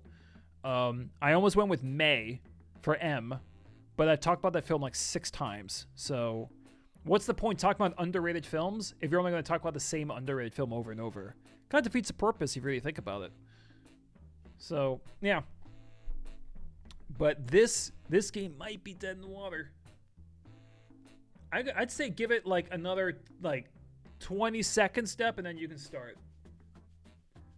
Say talk about anime, which, look, I don't hate all anime. I just don't like a lot of anime tropes. You know, over-sexualization... really terrible use of exposition, and some of the music I don't really care for. So those tropes people love, I don't personally love them. When the anime films sidestep those tropes and focus on good animation and good storytelling, I think there's a lot of promise there. I think there's great opportunities. Yeah, Dep. What? It's a problem, dude. Like, every anime I've ever seen, other than Miyazaki, has some scene where someone's getting groped for no reason. Even the movie Your Name had that problem. Like, it's just... It's a thing. Anyway, Dep, you might as well start. Why not? Can't do a poll mine with 5 people, but maybe Quiplash. We used to do Fibbage with 3. Have fun, everybody!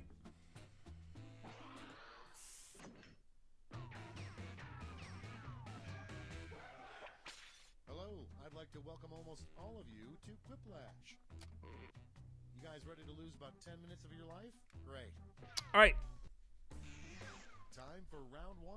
You'll get 2 prompts on your device. Just answer them. Have fun. No homophobia or racism. Otherwise, go nuts. Someone else's, and everyone will vote on their favorite. You score based on the percentage of players who like your answer. Plus, there are winners bonuses. Also, Depp, if there's an option to skip instructions, go ahead and just pull that trigger.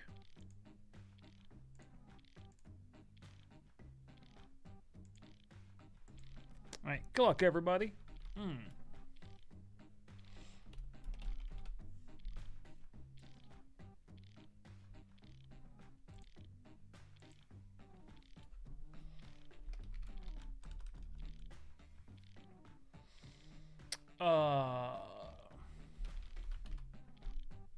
Alright, that's fun.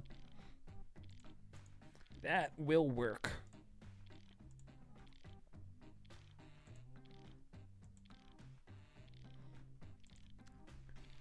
Might be a stream delay. You guys have about 45 seconds.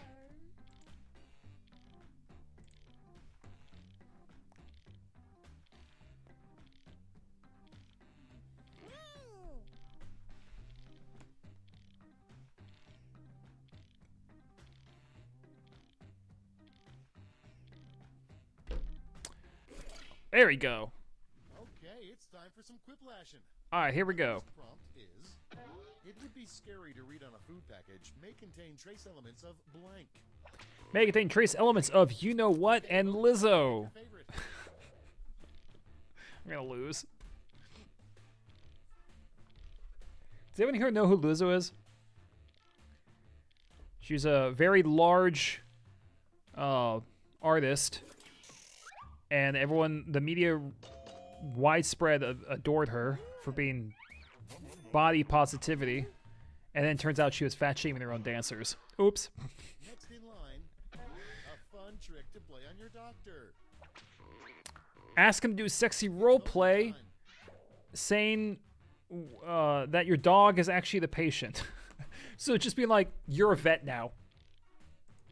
That would be funny. Although, I kind of like the roleplay thing, because could you imagine someone being like, okay, turn your head and cough, and you're like, ooh, I like when you tell me what to do. Just watch the doctor go like, bro, stop. Next up, most people know it as the Big Apple, but a lesser-known nickname for New York is the Big Blank. Traffic, public urinal, and the Big Stabby. What's Chicago? The Big Shooty? Oh boy, that's funny.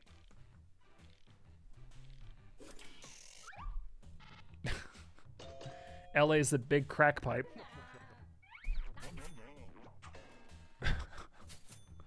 Oh man. Coming up next, the least threatening name for a serial killer, the Boston Blank. The Boston Pegger and the Boston Cream.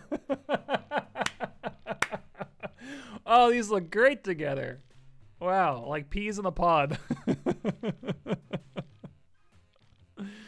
Oh, wonderful. Lico. The Boston, like a Boston cream pie. Oh boy. One comes with the other, I guess. Yeah, exactly. A not very scary name for a pirate. Sir Nap. It's voting time. Eileen. Such a specific name. I like Sir Nap. He's just always tired. He's kind of like sleepy, like one of the dwarves. Or just Nap stand for not a pirate. Oh, poor Eileen. Depp, why'd you go to Eileen? Just asking. Do you know someone named Eileen? One of my first crushes, actually, when I was in the 7th grade.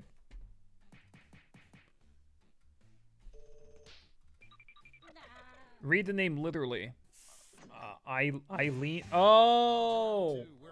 That's very extensive. It's like a triple pun.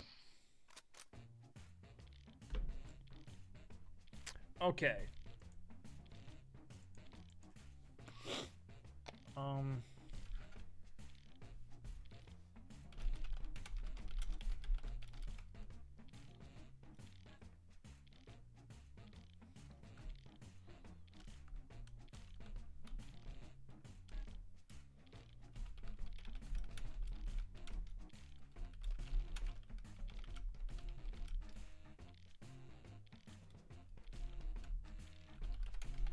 Oh, damn it.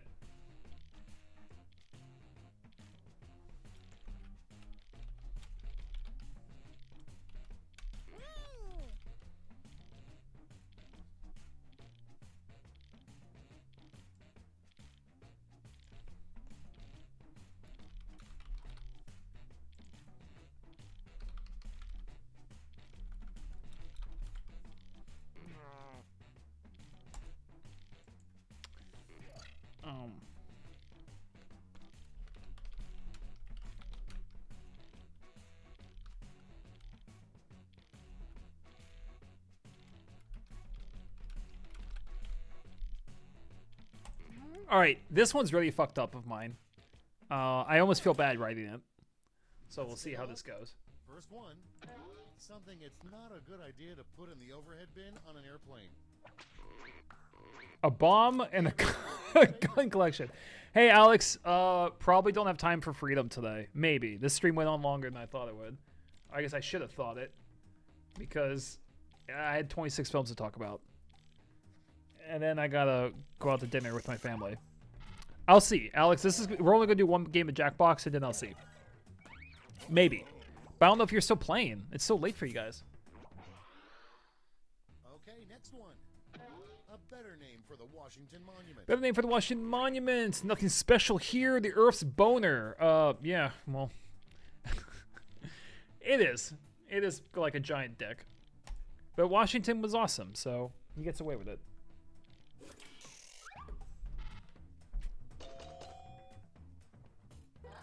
Nice, Depp. Nice.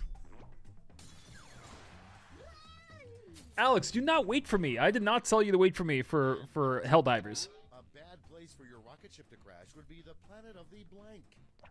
Planet of the exploding Minecraft creepers. Devices. Pirate planet of the pedophiles. You know, if you just written creepers, we would have had creepers and pedophiles. That'd been fun. Planet of the pedophiles. Wasn't there an island that like Trump went to? Could have sworn that made news recently. Must have been in the back of my mind. Nice one, Arthur. Although, Maverick, I think yours is more terrifying. And next is what they really found in What they really found in King Tut's tomb, a Stranger Things version where Will fucks Mike, and rock, salt, and nails. Well, second one is probably more accurate.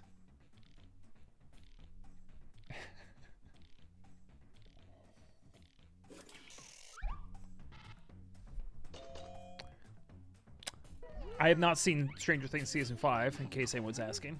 And I don't really want to. Coming up next, a bad title for a self-help book. A bad title for a self-help book. Pills don't hurt us much. How to go fuck yourself. I feel really bad for my... Thought you were American. Oh, damn it, Depp.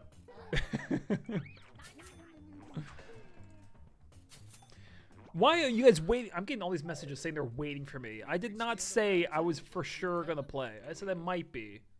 Or probably. But Vicious, we're almost done. Okay, we're almost done. Give me 2 minutes to walk the dog. Last round's here. I should be ready to go in like 10 minutes. Round 3, the last lash. One final chance to catch up. Point value. It was kind of overplayed. Watch what I'm It's doing. the same prompt this time. All Gucci. Our prompt is the Secret to a healthy head of hair. Ooh.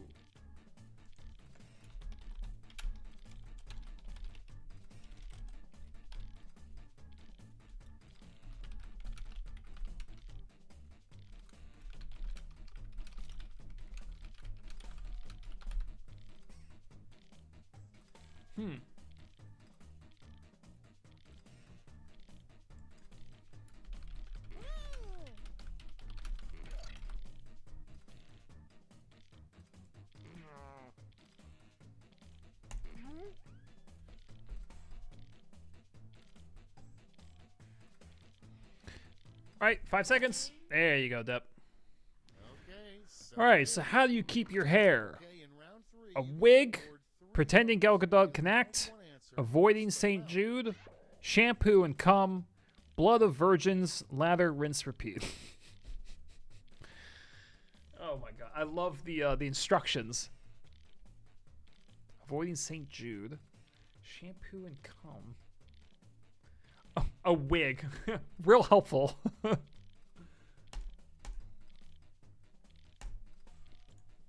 Remember, you can give multiples. You can vote one, like you can give 1 vote or 2 votes, 3 votes, however. Yeah, wig's pretty good. The wig got 1 of my votes.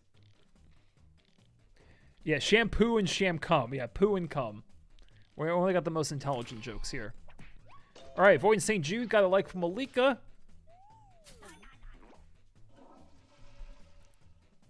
Shampoo and cum. Nice. Also, gross. Pretending Gal Gadot can act. That was mine. I couldn't think of anything. Blood of Virgins. Nice one, Arthur. I really liked that one. It was the instructions. And a wig! Maverick. Perfect. Be warned, though, not all wigs are created equal. You don't want to look like that woman from Weapons. So just caution. Looks like Depp's going to keep it. Deppy's got the Depps. Well done, Depp. Look at that. Earth's boner. Are you referring to yourself there? I won? What? I think her teeth were the main issue. On the Earth's boner or who? Oh, Weapons Woman. Yeah, I mean, that didn't help. All right, guys, I'm going to call the stream here. I have to go save the planet with some Helldivers too. But I am amazed that people stuck through. This is one of my longest streams, so that is very, very flattering. Thank you so much. When this video will come out, I do not know. It's going to be quite lengthy, so at least a week or two to get this. And then I'm going to do my yearly horror awards video where I nominate all the horror movies that came out this year for different awards. Did it last year. Super fun doing it again. So Discord, Patreon link is up there. All my links are up there. So definitely say hi. I post on YouTube, just like the post tab, which is polls and other fun updates. Check out the Discord if you haven't already. Discord link is there too. And yeah, you guys are great. Thank you so much for stopping by. And I'll be doing these live streams more often. So I'll see you guys soon. See ya.